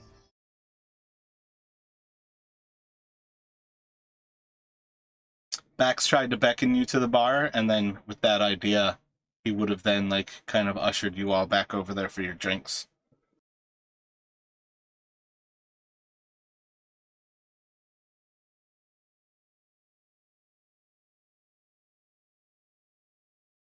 Justin, So- ask him about the thing in Leylon with the tower. So, Max, asking, seem a bit of a weird question, perhaps not given on tonight. Any cemeteries about? These, creatures that attack must have come from somewhere.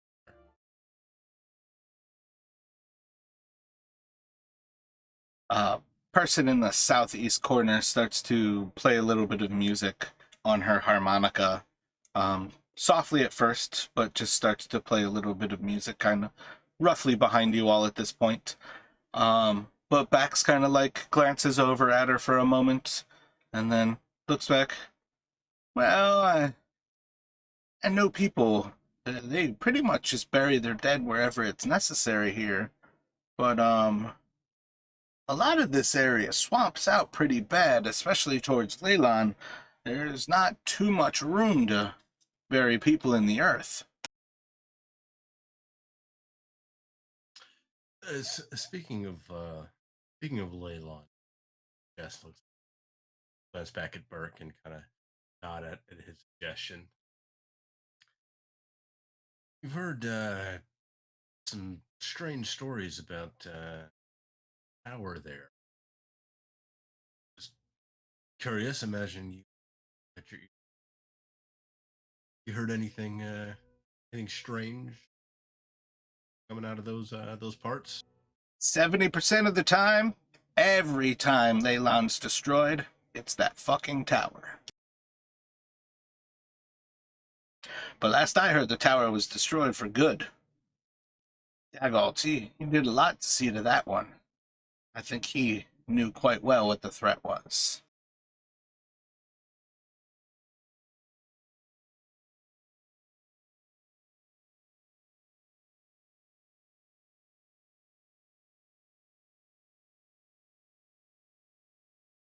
Is that why you all are coming into this area? Are you all wizards? Do you plays with the magic? Just gonna like, oh man, I can't think of the word, like ruffle his brow as he kind of like stares in at you all. I use prestidigitation to create like a puff of sparks and say, I do. Whoa, whoa, whoa! He's gonna like start slapping around at everything to try to put out any fires, and then he'll kind of notice. He just kind of stops, acts like he didn't freak out for a moment there. Are you impressed by my magical prowess? Are you gonna kill me if I say no? No, absolutely not. Then no. Oh, I've seen magic before. It just gets people killed. Oh. I glance away and go back to drinking my. Which, Mother speaking Mary. of, is a perfect time to roll a D100 for me. And fuck, I should have made you roll for those spells that you cast. God damn it, it's so hard to remember that shit.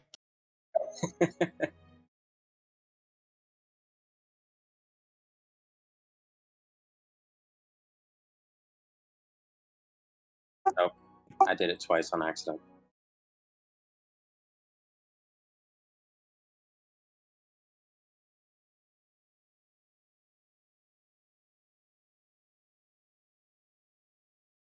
I don't have my handbook up, so I don't know what it is. So, as you're playing around with the prestidigitation, and he starts to swat at the sparks, you're going to disappear, and in an instant pop up right next to him behind the bar. And when he's slapping at the sparks, trying to pretend not to freak out, he's gonna freak out even more as he notices that you've disappeared before he feels like just like the weird sensation of the air around him as you pop up right beside him. Holy shit. Okay, that's pretty good. That's pretty good. Enough with that. Please just you can right through the door, around, come back outside. Just no, not allowed to be here. No more. You don't need to. We don't need any more. No, I trust. I appreciate. Yep. Good magic. Good magic. Yep. I put my arm around his shoulder and pull him in, and I say, I totally meant to do that.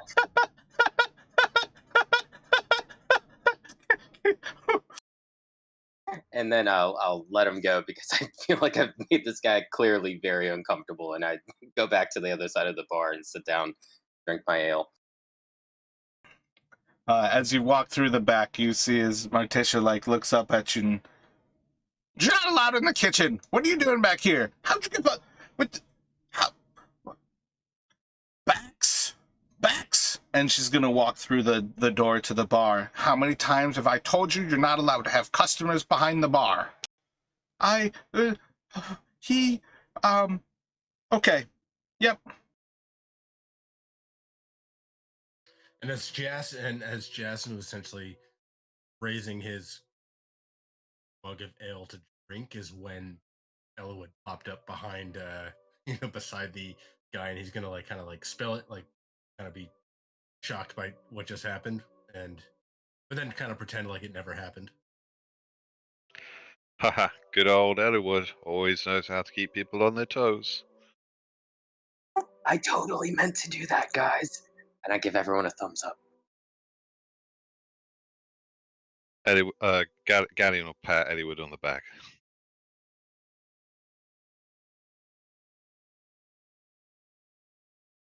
Can Justin do an insight check to see if when Elwood says that he meant to do that, whether he's telling the truth or not? Most certainly. And I think he would have to do a deception. As you're kind of walking back around, yeah, I have a feeling he's going to beat that one. I feel like his modifier is better than a 6. Fair. As you're kind of walking back around to the bar, the little girl playing her harmonica is going to kind of wander up to the side of the bar. And if you guys look at those seats there's 6 in that L position. What kind of position do you think the 4 of you are set in right now? Rick's got his back to the wall, the far end of the bar. So you're off on the western side? Yeah. Justin's probably at that corner position, second to the at that. Galleon will probably be in the middle. And I'll be between Justin and Galleon, I guess.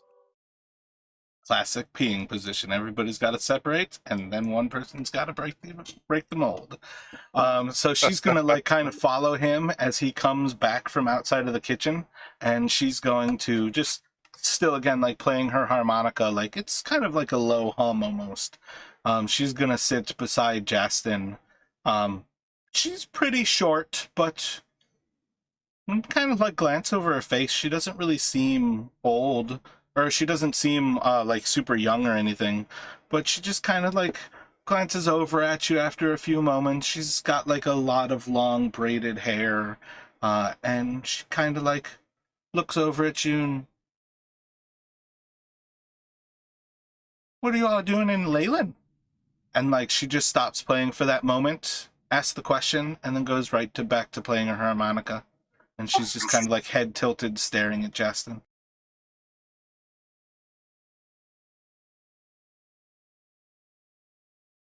What are you doing here yourself? I'm on my way to go to Leyland. Baldy actually is bringing me in. I'm supposed to be one of the new fisherwomen. I'm gonna be one of the fisherwomen. Fishery. I'm gonna work at the fishery. Have you ever fished before? Uh, once or twice, I believe I had one of my servants teach me how to do that. Sorry, my mic cut out right when you said like the question she was gonna ask. Gotcha. What were you thinking? No, I didn't catch what the question she actually asked. Oh, okay. I think she just looked up at you to ask what were you all heading to Leyland for. Okay, yeah. Then I would have answered that. So, like, when you say one of my servants, that's the first time she's, like, stops playing the harmonica. Like, in all of those questions, she's, like, quickly asking different questions, but she's still playing, like, notes between when she says that. And for a moment, she just pauses, and she forgets to play her harmonica. And the place seems eerily quiet for a moment there. And then she kind of, like, gathers herself. She's like, "You've got servants? Can I have a gold? Um, 2 gold? oh, definitely not two. How many servants do you have? More than you have fingers and toes. Can I have 25 silver? You tell me what your name is. 300 copper? Can I just have some money?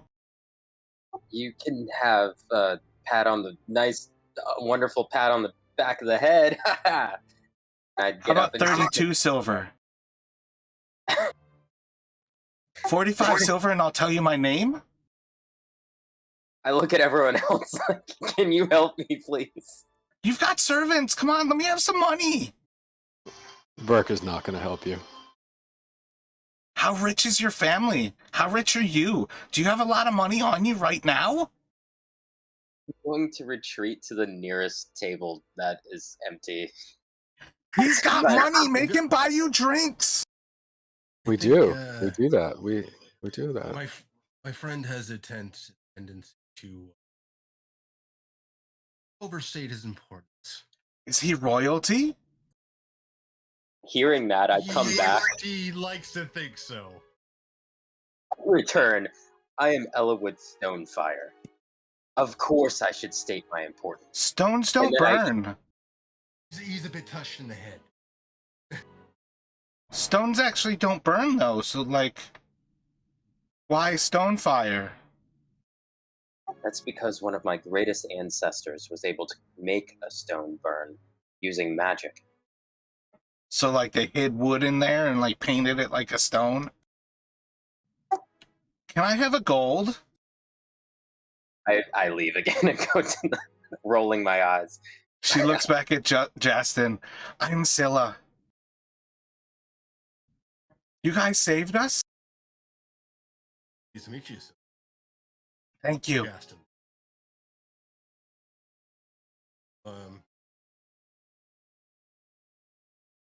You say you've been hired on as a fisherman, Leylon. Don't mind my saying so. You seem a bit young for.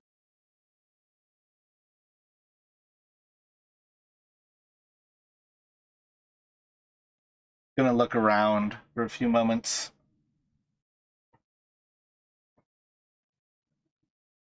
My people are halflings, and I pretend that I'm just a teenager so I can get jobs. Justin's gonna kind of lean closer towards her and gonna say, I understand. He's gonna say it in halfling. He actually knows that language. It's the first time I've actually got to use that. I like you. How How long are you all staying here? Are you gonna go to Leyland tomorrow? I was gonna go tomorrow. I'm supposed to get there as soon as possible.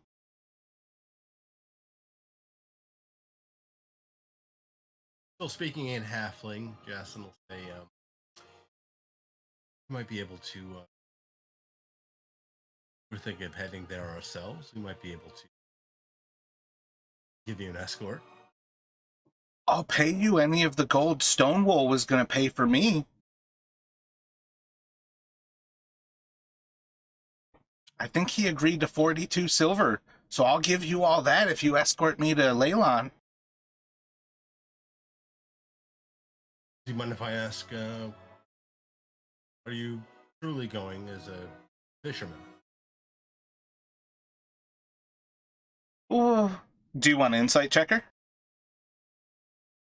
I guess based on her response, I would try to insight check whether her response is whether I think she's telling the truth. You can insight checker. She's like telling some sort of a lie, but you can't quite pick it up. It doesn't seem like she's lying out of her ass, but something about what she's telling you is definitely false. She's hiding something. Let's see if she noticed my my Harper's pin.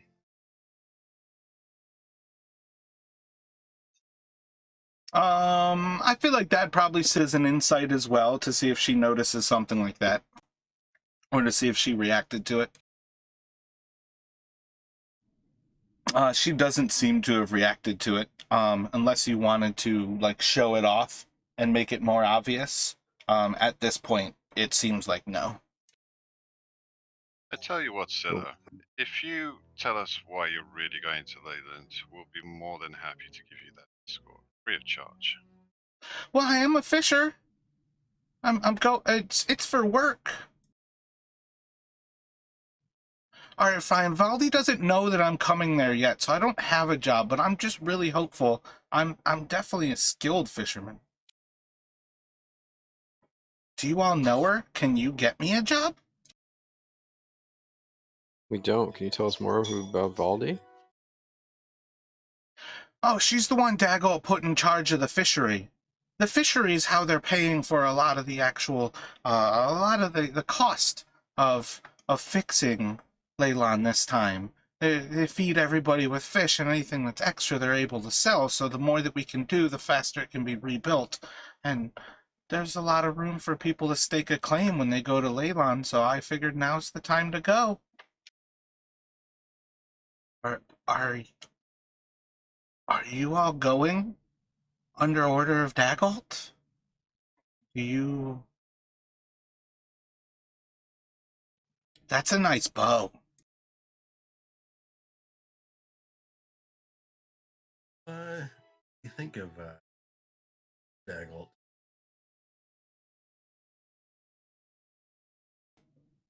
A lot of people say he's a shit show, but he seems to be doing a lot for Neverwinter. I mean, it's something. And then definitely having a chance at Leyland and being able to find a place to make home and actually own some land, that's pretty amazing.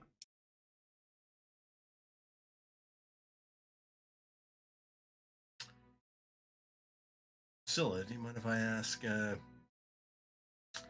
you recall a woman named Sharwin passing, maybe staying at this inn? In recently? I don't think so. I guess maybe Jasna will sort of describe what she looks like. She's maybe a different name state. I've been here for 2 days and I don't think I saw anybody who looked like that.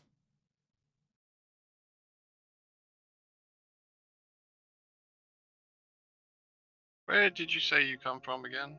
Where's your village or your home? I've been living in Neverwinter for a while here.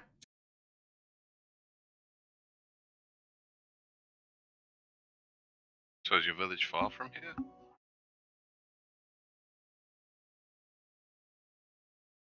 Neverwinter, it's a few days travel.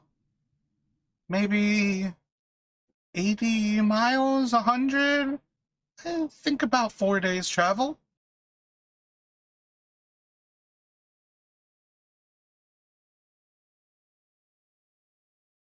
Have you come across any of the creatures outside on your travels? Well, it's always dangerous to travel, but I've been pretty safe with the Lord's Alliance. Daggolt's done a lot to make it at least relatively safe to travel on the high road. So no creatures with a skull symbol on their foreheads. Ooh, a skull? What kind of skull? Do I pull out the head? Totally. That seems like it'll move conversation along. So Galleon pulls out the head of one of the zombies that he'd lopped off earlier. Burke starts laughing. Pretty much the entire bar at this point is screaming and yelling. Okay, Galleon puts it back straight away as hearing the upset. My bad, sorry. Just trying to see if someone recognizes the symbol. Go about your business. Everything's fine. Don't worry. Don't worry, it's quite dead. Oh, wait, what? You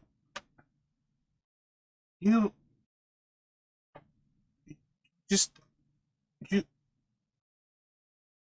it's okay, Scylla. And the bartender kind of like looks over and he's like, was that one of the heads of these creatures who were just attacking us? Yep. Do you recognize the symbol?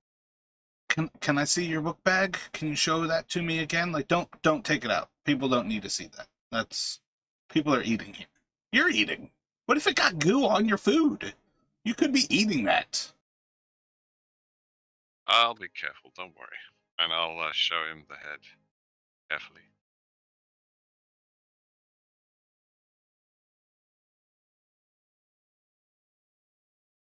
Looks like somebody branded that into its head. And he hands it back to you. Yep. You recognize it? I've seen cows with brands before. I recognize brands, but don't rightly recognize that one. So at some point, Jason would like to kind of trace a Chiefs Cant symbol. Would stop and kind of looking at Scylla, trying to get a sense of recognize it. And at the same time, Galleon will want to insight Bax's response, whether he recognizes it or not. No need for a roll. He does not, and she does not react. Cool.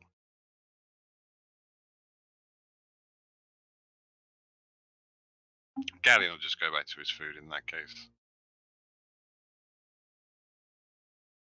All right, really high DC, but two of you guys are a cleric and a paladin, and you've never once asked me if you recognize it at all. Roll religion checks. Oh. DC is going to be 18.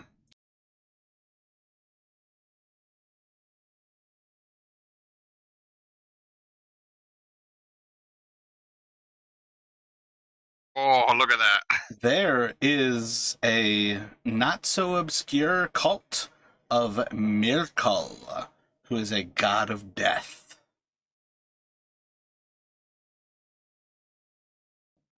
And guess what? The skull is his symbol.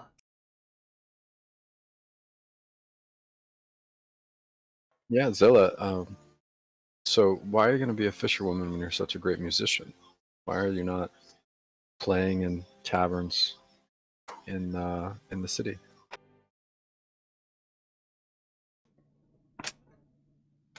Well, I've kind of learned over time There's a lot of free time fishing.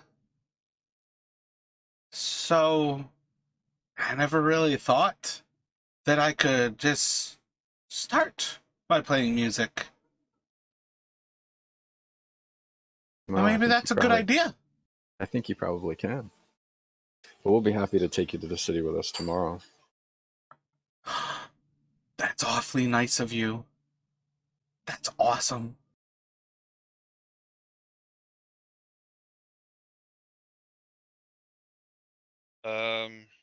Is Bax still here?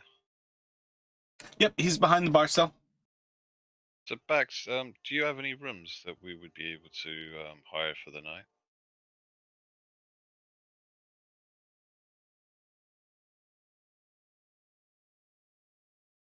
Oh, well, we'd be pretty happy to set you all up for a room. You don't have to buy it. You've saved us. We'd be quite happy to just set you up there for it. But yeah, you're more than welcome to a place to sleep. Be mighty appreciated.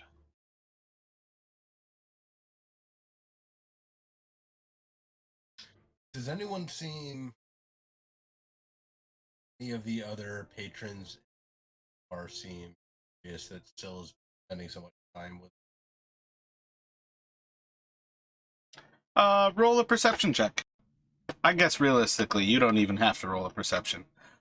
When you start to kind of pay attention to things, there is somebody who seems to be singing along to her harmonica playing, but it is a young man who is also sitting alone, and he's kind of sat underneath where the stairs go up along that western side, but he's kind of up against that northwestern corner, essentially facing towards you all. As well, kind of towards still. You've got the bit of a fan there. Try and subtly gesture towards that.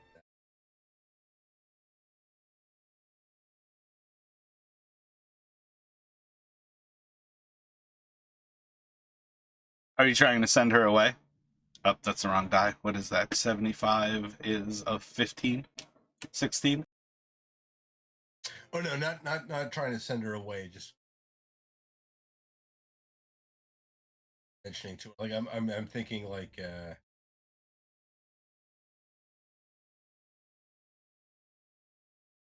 I get not really trying to send her away.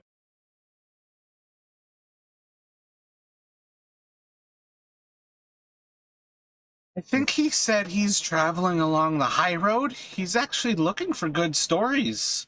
He says he's a bard, but I only ever see him sing. Tarbin! Tarbin! And she's gonna wave him over. And I think he's gonna sit right next to Burke, between Burke and I think that's Galleon.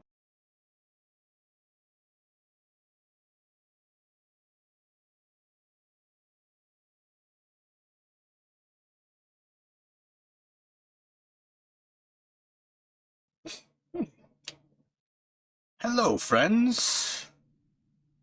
I understand you all have done a lot to protect us today. It's gonna kind of like look around at all of your ales. Can I buy you a drink? Tell me the story of your travels.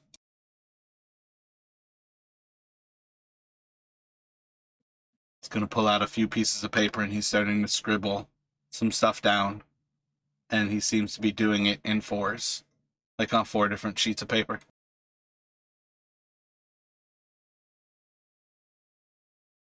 Why so many sheets? He's gonna hand one out to each of you. It's just a release form. It just says little things like if I decide to use your story, that it's perfectly fine for me to pretend that it's my story. It's very common stuff. It's very classical. So if you can just sign right there, go ahead. Let me hear the juice. What have you all been doing? What kind of great things did you do before you fought off the undead? Gallon's just gonna say, Yeah, I rescued a cat from up a tree, Ooh, a cat from a tree. That's pretty normal. and then I helped an old lady cross the road. What's a road? I saved Highway. I saved a bar from Elliewood's dancing just last week. Ooh, go on. It's gonna kind of like lean back against the chair as he kind of like sets his like left arm is on the bar and his right arm goes to kind of like the back of the seat. So he's like leaned back, like facing Burke into the corner. Well, I'd have to pay you, or you'd have to pay me, but there'd have to be some pay for me to tell you that story, don't you think? How about a drink? Yeah, I'm okay. I think Bax is gonna feed us drinks till we drop. I'd say he seems appropriately grateful. Seems like a good way to get you talking. So, Bax, get him another drink. And he's still staring at Burke. Do a decent sketcher. Sketch of the group here. Remember us by? You want me to draw you? If you're any good. Oh, I'm excellent. How much would you pay for it?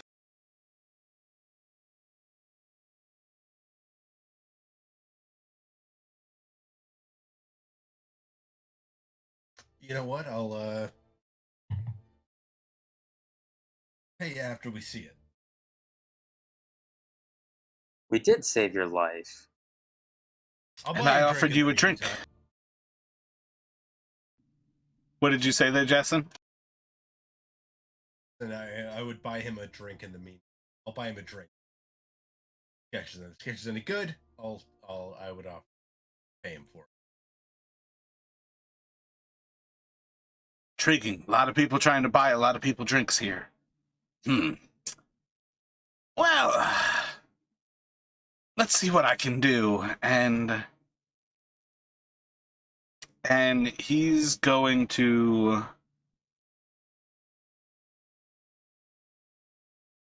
Let's see. Who's got Arcana proficiency? Probably just Ellawood? Yeah, I do. Roll an Arcana.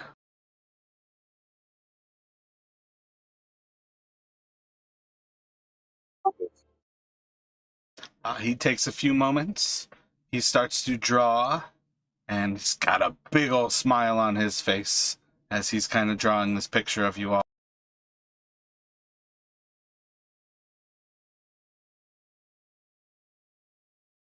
How's it look? He finishes up, still got a big old grin on his face, and he shows you the picture. And he puts out his hand, looking for money.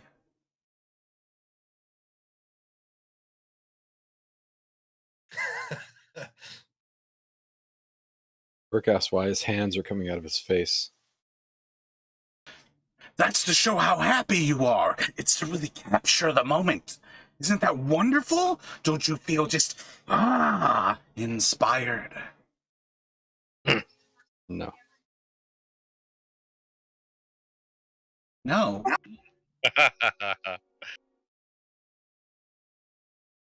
He's going to reach his hand into the air, and in a puff of smoke, the paper is going to disappear.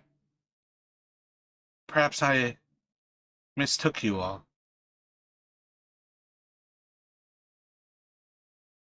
I'll pay him 1 gold just to keep the silly drawing. For if anything, it reminded him of laughter of the occasion. When the Like, when the I paper burned that. Do you want me to draw another one? Oh yeah. Sure, When why not? I don't want to when upset the it. paper went up in smoke, like actually physically burn it? Or... Oh, yeah, that's why I replied that. No, he burned it. Okay, got it.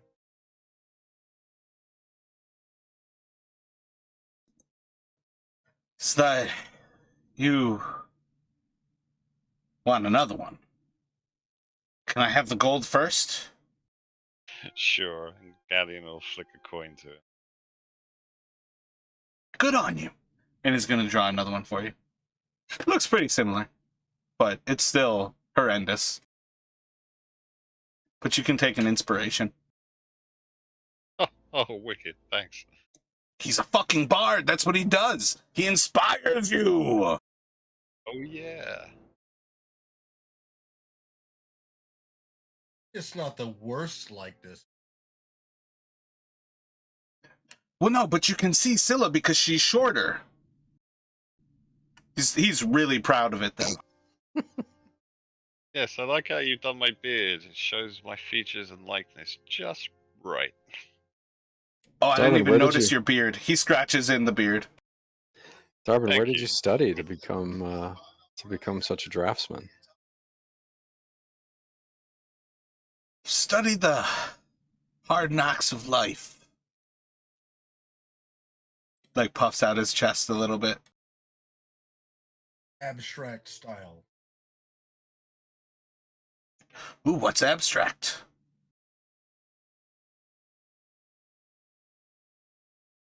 Whatever this is, I suppose. I'm gonna use that. Can you sign this contract so I could... No lawsuits. Like, I'm taking that, but, like, can you just sign this for me? This is why I always try to get people to sign before they start sharing stuff. Abstract's good. I like that. I will sign a fake name to whatever contract he wants.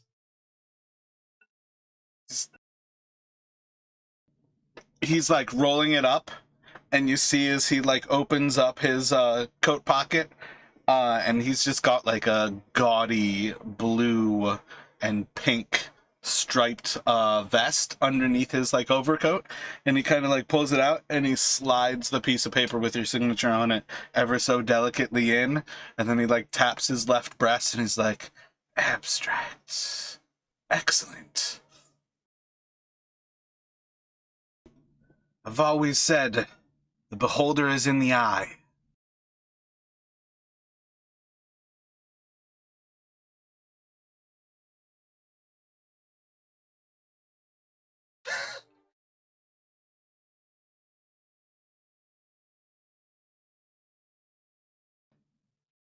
So what are you doing around these parts, Darwin? Are you from around here? Are you traveling somewhere?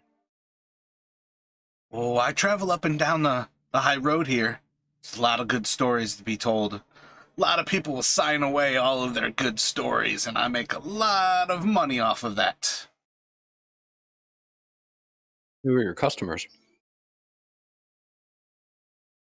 You already said no, so I figured we're just going to move on from that. But with enough drinks from Bax here, I was hoping maybe you'll share some goodies. And if you're drunk enough, you won't even remember. How about some of your stories? You must have quite a few you've tamed by now. Tell us a good story. Like, cracks his back, like putting his two arms behind his back, and is like, not too long ago, me and a couple of my friends, we climbed up the Sword Mountains there. And he points off to the northeast. We heard that there was a blue dragon flying around on top of the Sword Mountains. And we tracked it down. Had an icy fortress that it had been hiding in. And with a stab and a poke, we were able to kill that blue dragon, cut its head off. And my buddy, he put it on his mantle.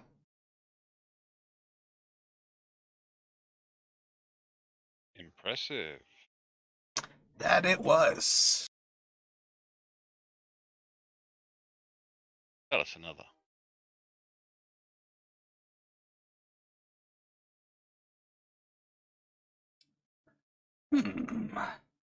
How far back do you all remember these parts? You from around here? Not too far from here. I'm from Netherwinter. Ah, Neverwinter. And you might be familiar with the Cragmaw goblins that we ran out of the Neverwinter forest, eh? killed me their bugbear captain. Single-handed I snuck into his castle. I killed 35 goblins. Single-handed. I've got 2 hands, and I only used one.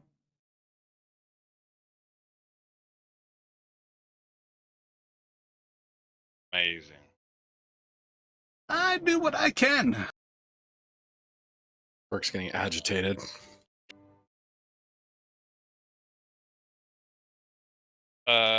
Well, as much as it's been entertaining, are you heading anywhere soon or on your next travels? Probably going to be heading back towards Neverwinter after this. Pretty much back and forth, back and forth. Do believe I might put a little bit of effort into slaying the old Gorthok, the Thunder Boar. I hear he's around these parts. And I do believe he's not ready for old Tull to find him.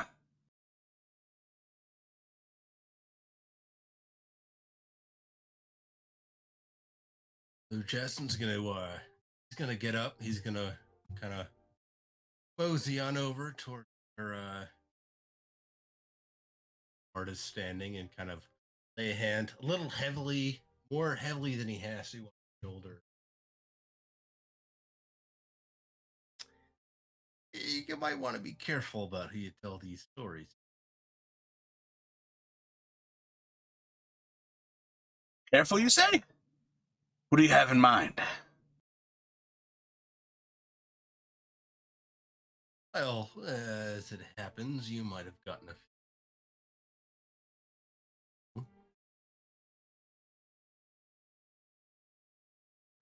No, I was there. I remember quite well. Which one were you thinking?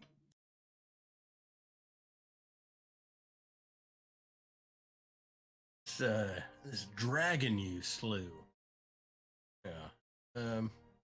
How'd you kill it again?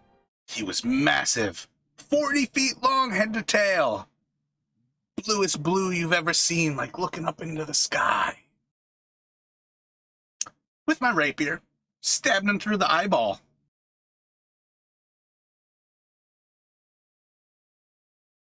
I've got his head on my mantle.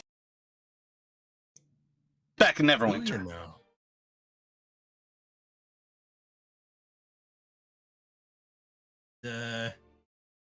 It is his teeth and his claws. About how big were they?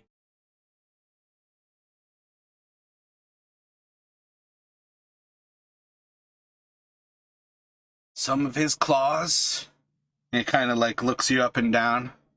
Almost as tall as you were. His teeth, as big as your torso. Hundreds of them. Rows of them. So many teeth. So bigger than this, then. Out one of the teeth that we harvested from.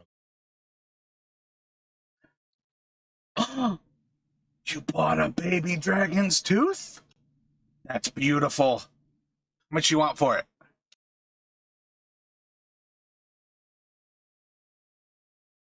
Justin is he's gonna have to laugh at that.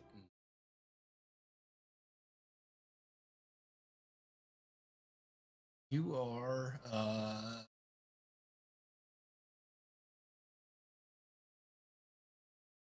you are very good. Very, very 28 gold?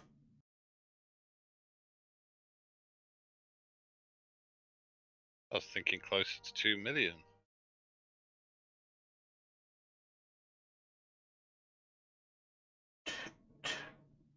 Oh, a what? From different parts? What's a million? Is that a different kind of coin? Old Elvish coin?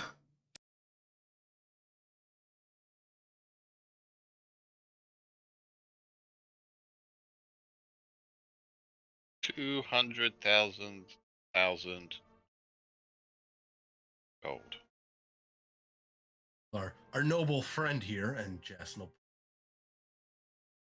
He's a nobleman. Huh? I mean, yeah. Yeah, I'm still a working man. I don't know about all of those gold pieces. But you name a price for that little baby claw. I'd love to buy it from you. I look over at the tooth that Justin pulled out. Hey, Justin, that's a tooth from the dragon you guys killed, right?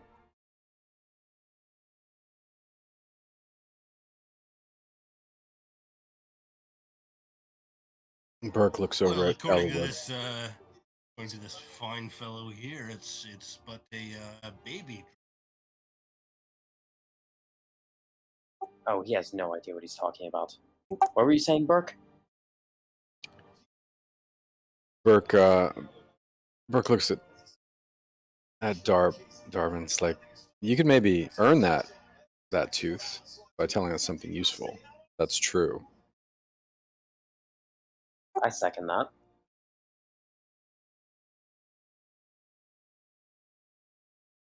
Takes a moment to kind of like bury through his notes. He's like looking through a book that he kind of pulls out.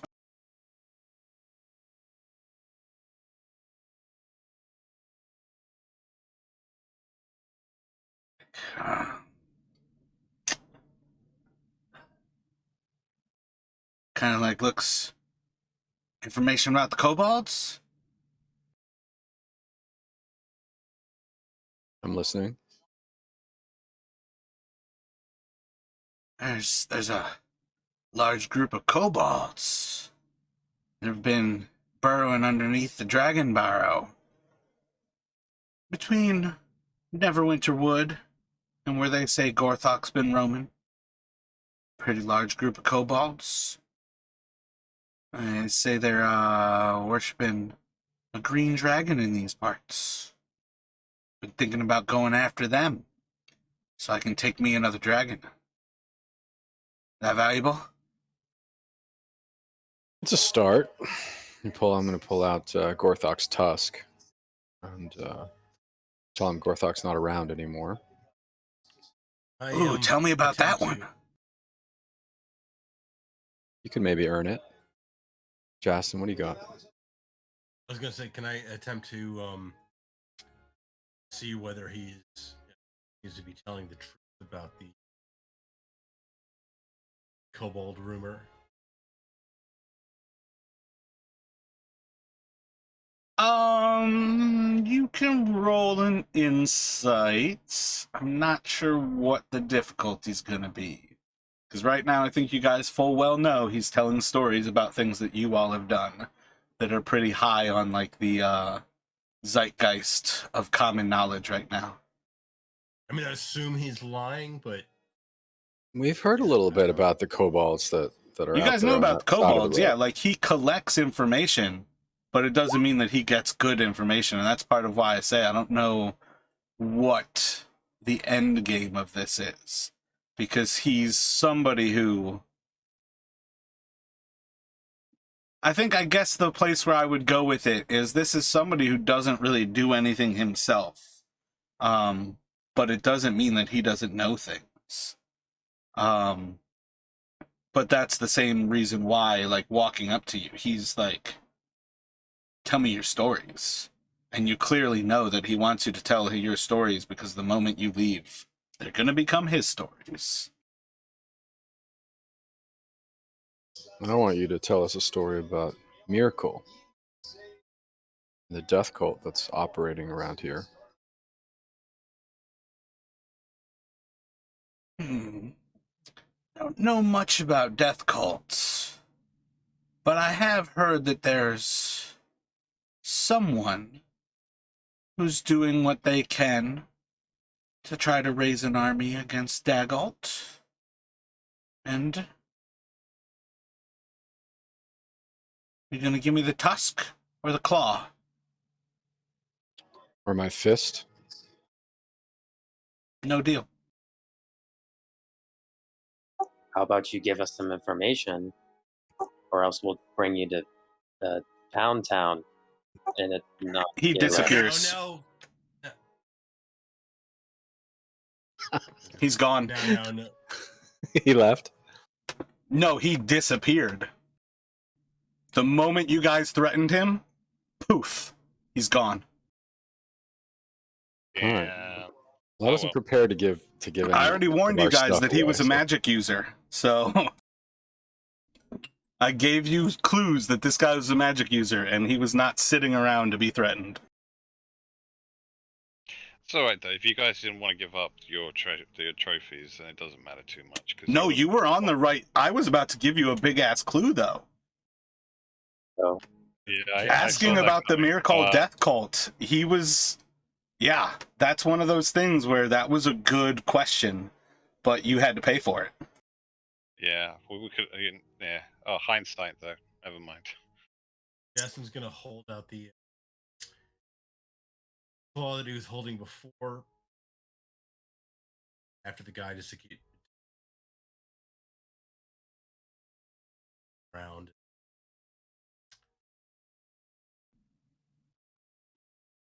So walk back over from the corner. Were you gonna pay him?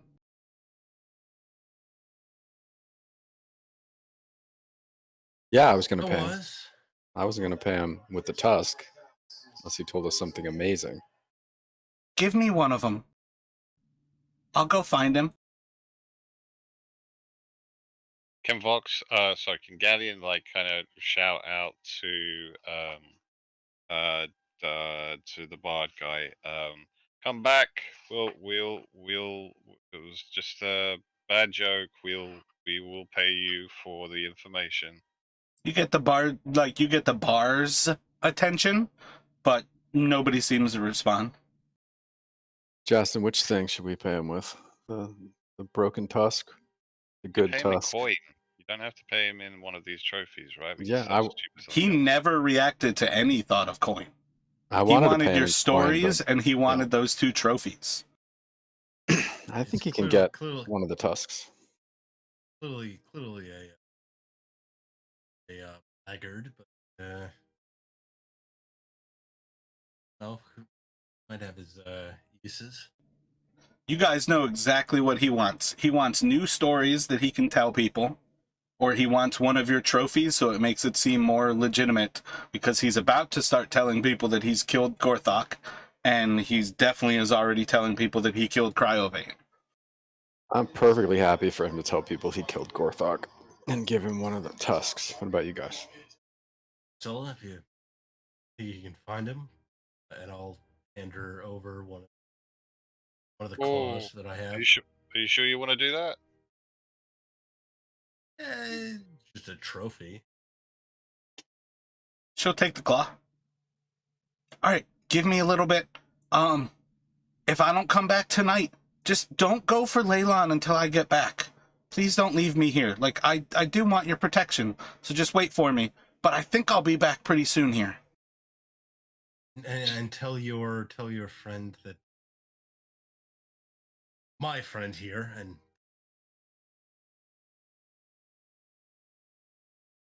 didn't mean it.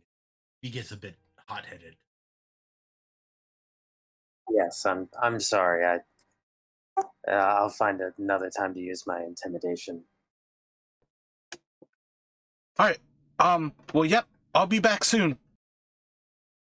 So she's going to take the claw, and we're going to give the tusk to the other dude. Is that what's happening? No, we're hanging on to the tusk and we're just giving the claw right now. But when we get the other dude, if we're lucky, he takes the tusk and she keeps the claw. Is that right? I saw that Zilla was going to take the trophy on our behalf and go find him, get him to come back and talk to us. Okay, Hopefully. okay, cool. Hopefully. And he would get the claw. We If still that- have one claw. We gave her a claw. We have one. Gotcha. And we have one good tusk and one slightly broken tusk. Okay, cool. Yeah, I feel like in the long run, the tusk and the claws are probably equally as cool to have. You guys might kill another dragon. You may never find another Gorthok. Yeah, that's fair. So she disappears, heads out of the front door, and walks off into the darkness. Should get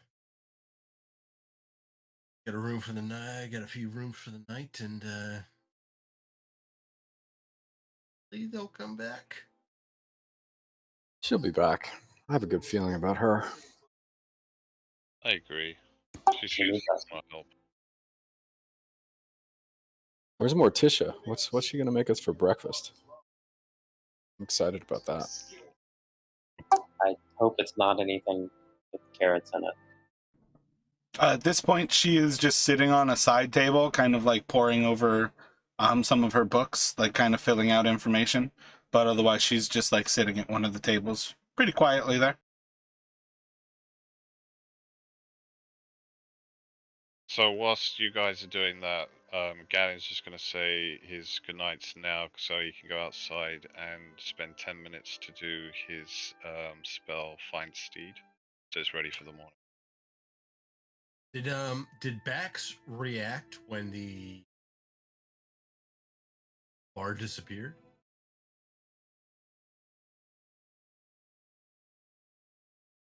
He would have like shit himself again, kind of thing. Bax, what do you know about this army of the undead and Dagnall? Anything? I've not really heard of anything undead trying to come around these places. I guess would explain some of these creatures here. Yeah, it seems like it certainly would. All right, well, I'm going to talk to Morticia about breakfast. She's going to fix us breakfast. Is that part of staying in the room? And he'll just like point off to the corner where she's sitting. Or to the chair, like the desk, kind of the table that she's using as a desk. Bam. Burke's going to get up and wander over there and thank her for dinner because it was so good. It's my pleasure. Thank you very much for saving the place. We've definitely not expecting any issues as such. Well, we're looking forward to breakfast in the morning. Good, good. How long, She like looks down at her book. How long were you staying for? Oh, just to the morning. We have an undead army to find. Are you expecting any more guests? It's always hard to predict once the sun goes down. Most of the time, the Lord's Alliance are going to stop where they are and make camp. So quite often, travelers will do the same. But there's always a small chance. Do you know of anyone coming?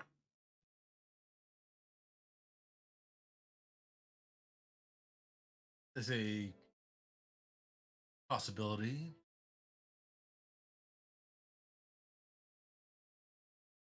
Wondering if you need supplied with ales, I'd be happy to try and keep it much. No free drinks. We gave you all food. That's enough. That's a good payment. Dinner's a good payment.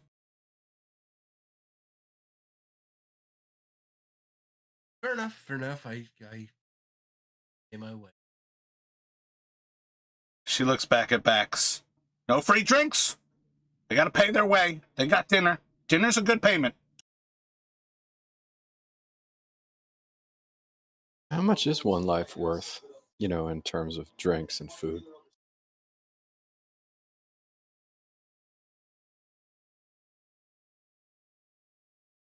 Oh, one life?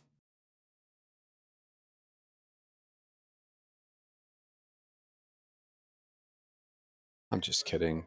Morticia, it's fine. We'll see you in the morning. In the morning. You guys are leaving. You're leaving, right? You're going. Going from this place. Leaving this place. Meal is a good payment.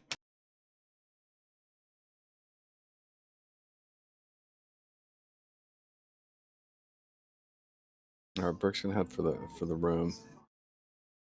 He can't quite puzzle out what Morticia's deal is. Justin he's going to spend the night. Attempt to kind of keep watch just in case Scylla probably won't be very observant. He'll be getting drunk as the night progresses, but give me 1 second, my bad.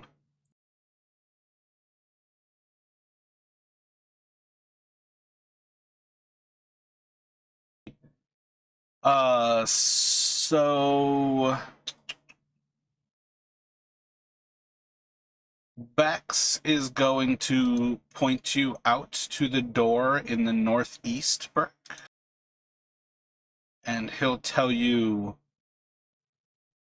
that Cora has prepared the northernmost room. So as you head outside, he'll point you out the door, tell you to kind of walk a little bit down to the bottom of the stairs, and you can take those stairs up, and that will take you into the room. And you'll like walk past, there's a large stable outside. There's some horses that are actually being stabled out there, but it's kind of like a sheltered barn almost attached to the eastern side of the building. And they will send you up to the room, and he'll just give you, it's a very simple little key. You can tell that it's like a single latch to get the door open, but he'll basically tell you just walk through the door and it'll be on your right, and he tells you like you've got the overlook kind of like right over the entrance of the building. Thank you, sir.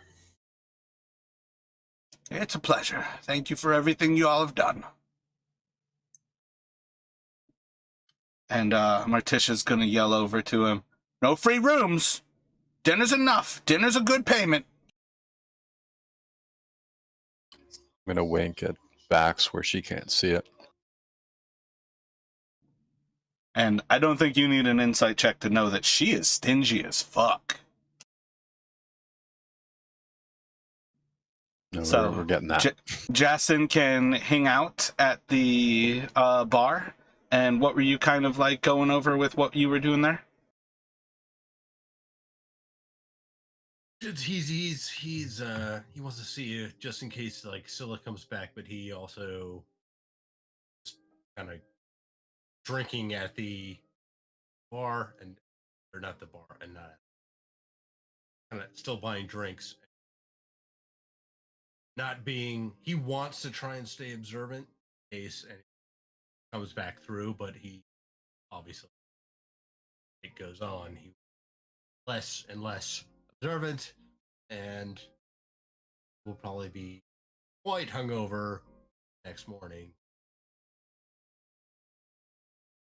So you're planning on staying up all night if she does not come back? Trying to, probably passing out at some point. But essentially, yeah. How many of these free drinks are you having across? You've probably been sitting in the bar at this point for like 3 hours or so. Maybe like 1 an hour ish. So give me 3 He'll Constitution saving definitely- throws. You can still drive.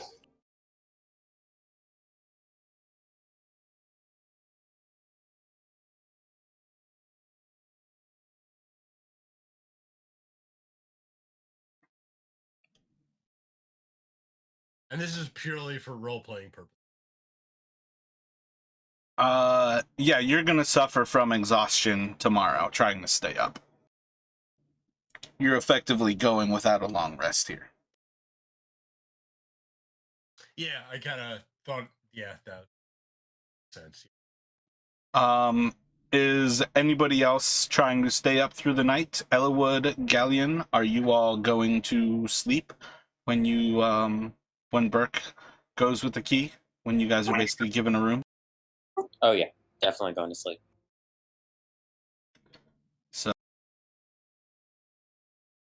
Us spellcasters are delicate and need our rest. And Galleon, you're just summoning your horse and then going?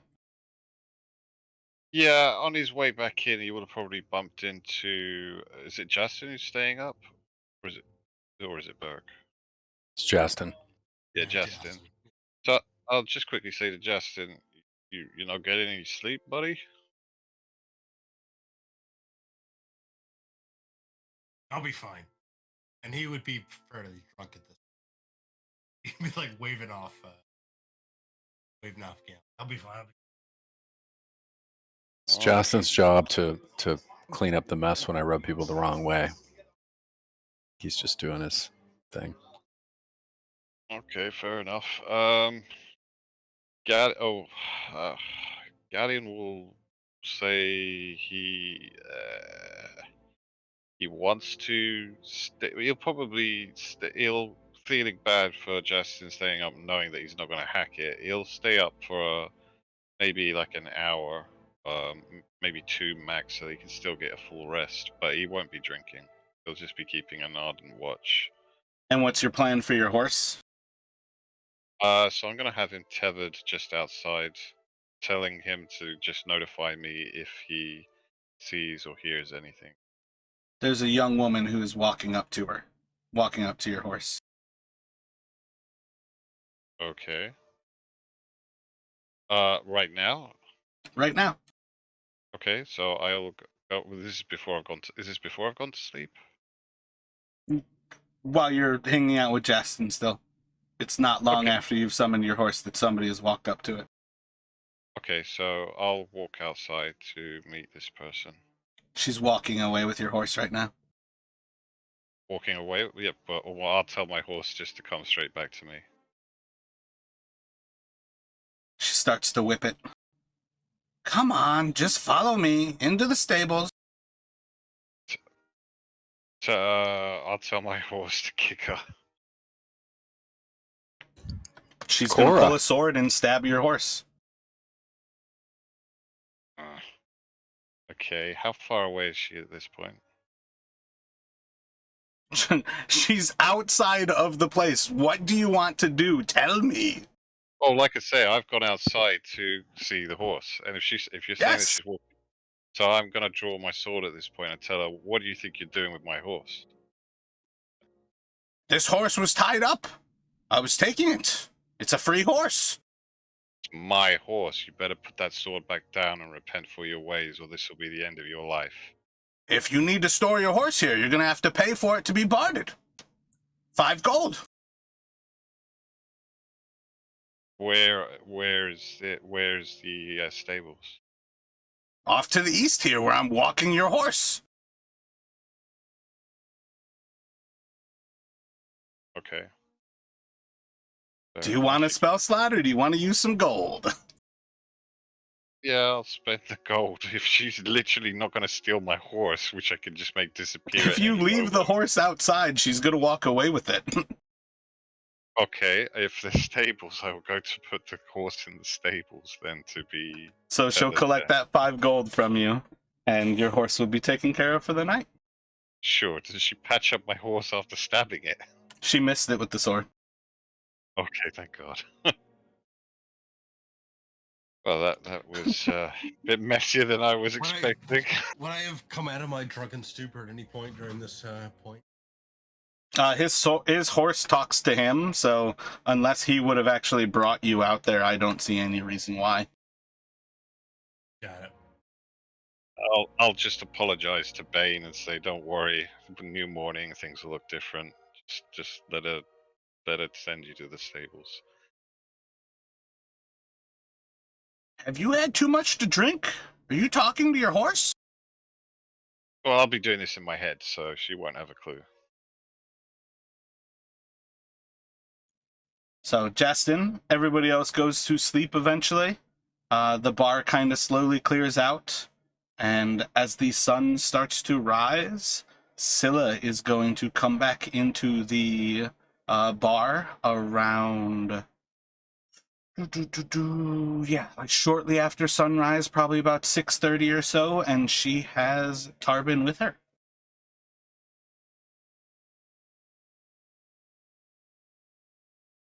and he will come join you over at the bar.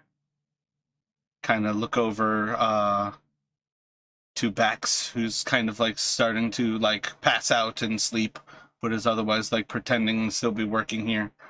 And he'll kind of sit down with you, and he's going to explain what he knows about the cult of Merkel, and apparently that there is a necromancer who has been doing what he can to create a bit of an army of the undead out of the Mirror of Dead Men. And he's been sending off attacks towards Leyland because it is a close settlement, but in particular, it would appear that his goal is to take Neverwinter with his undead. So Justin would have he would have come out of his kind of, he's kind of dozing, and he would have come out that when walked in, and then kind of he would try to pretend that he's been up the whole time. He would listen to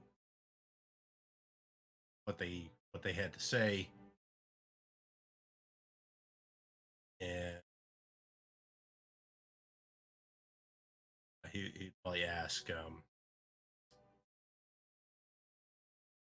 the Mirror of Dead Men, and who's trying to raise people from it. Oh, the Mirror of Dead Men's just the name of the swamp to the south of Leyland. It's not necessarily where they're coming from. It's a tricky place. It slowly creeps on the rest of the land about here. It's part of why it's been so difficult for the lords of Neverwinter and Waterdeep to keep a road between them. Is every year the mirror seems to get larger. But I don't rightly know his name. I just understand that there's a wizard, a necromancer, who seems to be the one that you might be looking for. Well, let me apologize as well. Friend scared you away. He tends to get a bit hot-headed. Keep that claw that I gave. Oh, well intended to. That's a payment. That's how it works.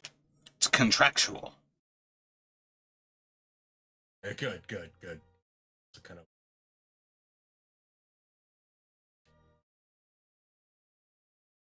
He'll look towards Scylla.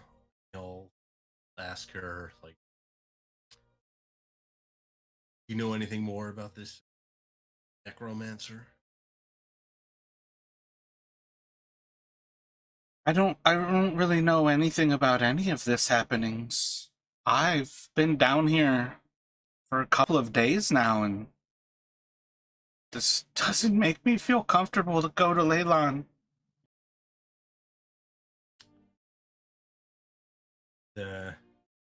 Her back to the garden. So your party that defeated the dragon and what do you call them? So such an illustrious party must have a name, yeah? Looks around to find that the bar is pretty empty at this point, and that the people who are still moving around or still down here are all kind of like slunched over on the tables, and he'll kind of like lean in, kind of look towards Bax.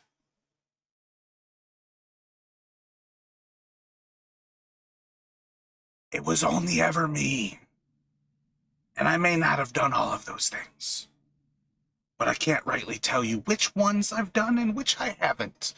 And he like taps his forehead a little bit. He's like, there's got to be an air of mystery about you, and that's how I make my money.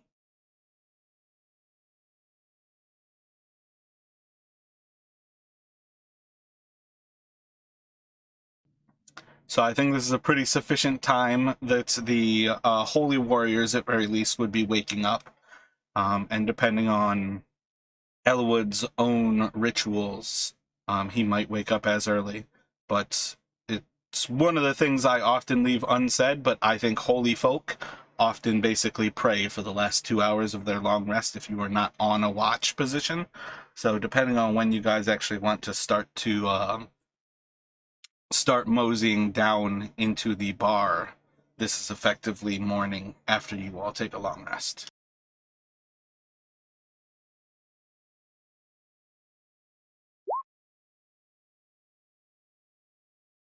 Yeah, I want to let the others see respond to all. I think that was a pretty great choice, by the way, because you are the one person who has no resources. You are always just the same, and it just makes your checks a little bit worse now.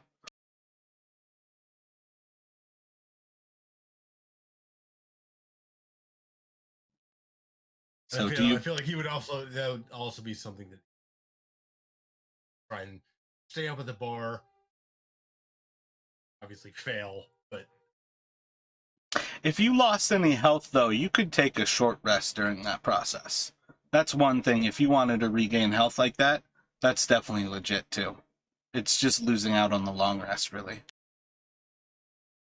Long rest. all right. Yeah, I guess I'll back to. Yeah, like if you wanted to use hit dice, that's essentially definitely a possibility there.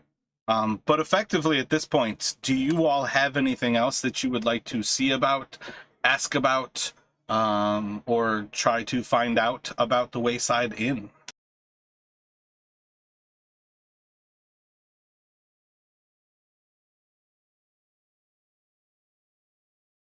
I don't.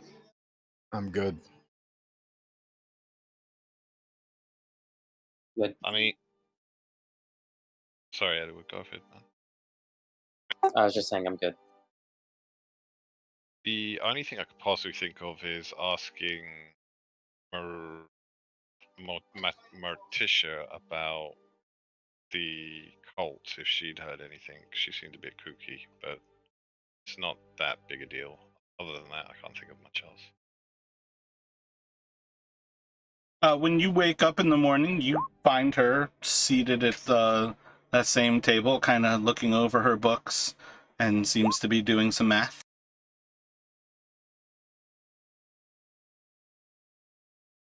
Good morning, Morticia. How are we this morning? No free meals. What do you need? Does it cost Just anything? Do you have gold? I'm sure I have gold for some of your thoughts if they are worthy of my time. I can definitely sell knowledge. What do you have in mind? Where's the gold? And she scratches down in her book, and she's waiting with the pencil or the pen, whatever it is, writer of the paper, looking at your hands. Yeah, so I'll flick her a gold coin. Scratches down a 1 into the book, and she pockets the coin. So, my friends tell me that there is a necromancer in these parts raising an army of the dead to take on Leyland and ultimately another winter. Would you know anything about this? Is that where the undead have come from? Is that him? Are we safe? We might need to go to... What's your question? Do I know the cult? No, I'm not a part of a cult. I don't know the cult. Is it safe to be here? How long are you staying? Will you protect us?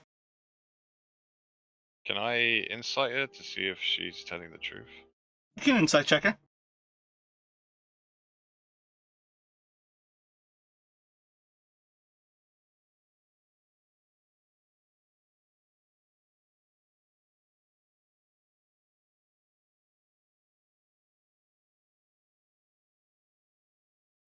She seems nervously concerned about what you're telling her, that you can reasonably guess she does not know anything about the cult. Fair enough. I'm sure you'll be safe. The attacks don't seem to be coming over here for the main part, and it appears something of interest that we should take care of. So, like you saw last night, I'm sure you got nothing to worry about. It won't be a problem for too long if there is any. They almost broke down the doors before you got here. How is that nothing to worry about? Is his army coming this way? I've got to go to Neverwinter. Shit, that should have been Waterdeep. Oh, I was about to say that. Well, you probably not want to go there either, to be fair.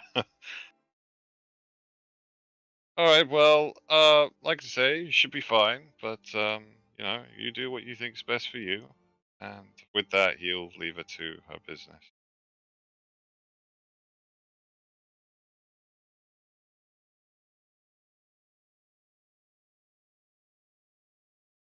If everybody is good here, you can start to head on your way to Leyland.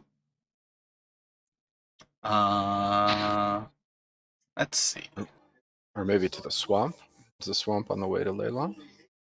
The swamp is on the south side of Leyland. All right. Thanks. Like we agreed to bring Scylla, so that'd be where we head straight to Leyland.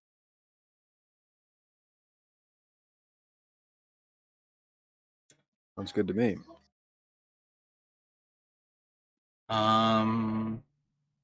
Yeah, I think she kind of just like slunk. Can't find the word for that. Slinks back. She just kind of sits back in the corner, where you all first like heard her playing her harmonica to this like east of the kitchen, basically. So as you guys start to like actually gather down there near where Justin was sleeping on the bar, she's like mildly attentive. And then after a short little bit, Justin, you would hear like in halfling that she's like, she just kind of asks, "Are we ready? It's gonna be a long day." Oh, telling me, and Justin's obviously hungover. Yeah, we should go.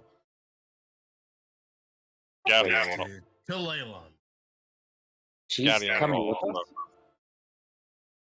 Sorry, I was just going to say Galleon's going to offer Justin to ride his horse to help ease the journey for him.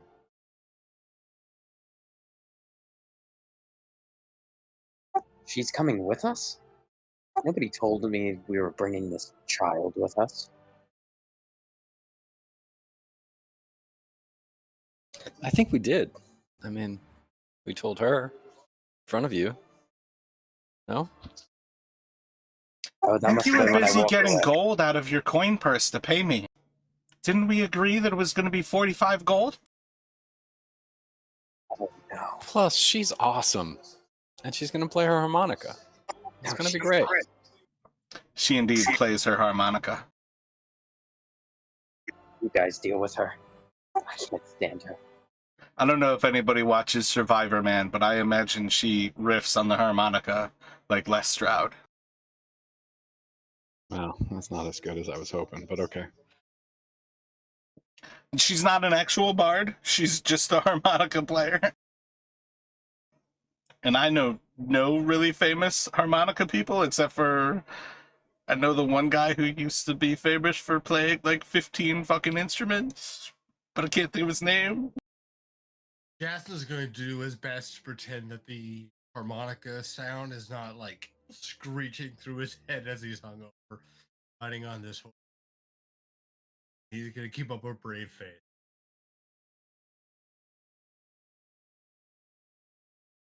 So Zella, if we were to visit your home village, would they make us welcome?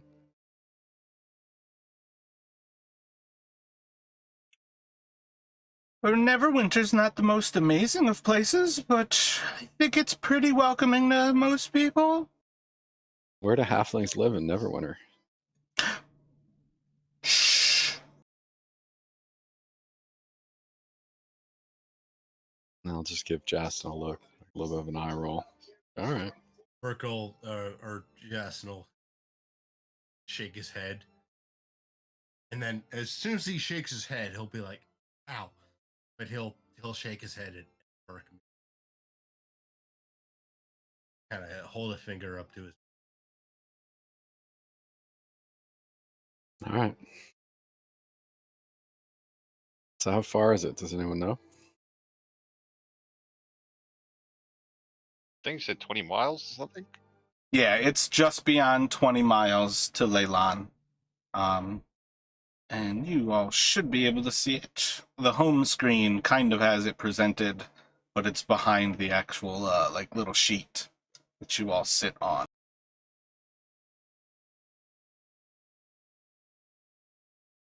We're still seeing the tavern. Oh, there we go. Should be Sorry. back now.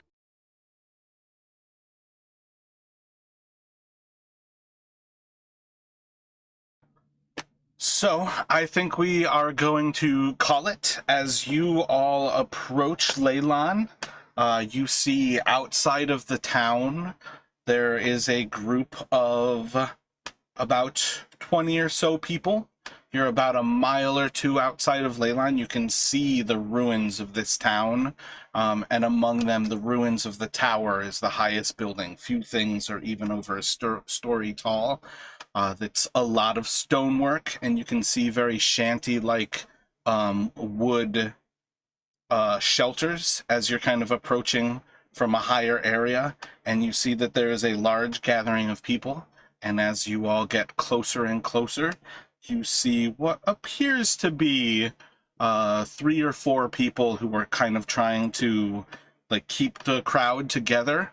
But it appears to be, from what you can notice right off, that there are a lot of very common folk. Some people who are like kind of craftsman style of thing, where they're a little bit like more well off, but there is nobody who looks like they don't work for every cent that they have, except for these 4 people who are kind of rounding things off.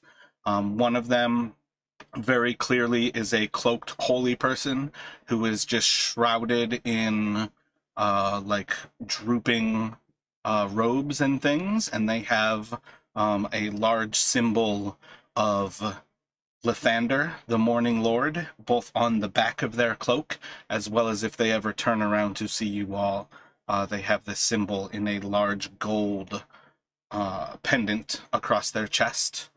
But they are otherwise shrouded by their cloaks. A human who stands about 6 feet tall, who seems to be the one who is most in charge, who's kind of trying to order people to kind of gather themselves and to calm down. And then one person who is standing somewhat like a soldier, holding a shield and a spear, who's kind of right behind the 6-foot fellow.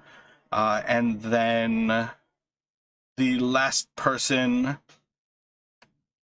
seems well dressed in somewhat fine clothing, but there's plenty of signs that this is still somebody who works for their life.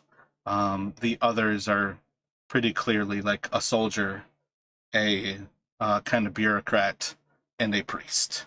And as you all approach, Scylla is going to point out the 4th of them as she's going to say, "Ooh, Vita!" And that's where we're going to leave off here.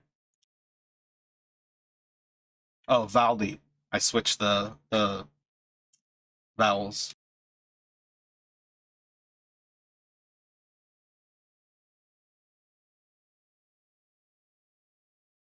So Valdi is the one. Yeah, Valdi's the one she recognizes. It's the person who's in finer clothing, but everything like shows the sign that she's like still a working person. Valdi is a fisherman still. It's just somebody who's like a really skilled fisher and got put in charge of that, as far as Dagalt was concerned, to make sure somebody of note or trust could manage it. And yeah, they're basically about a mile outside of Leyland, and they seem to be congregating here with very little order, but you can tell that these 4 are trying to usher in order at present.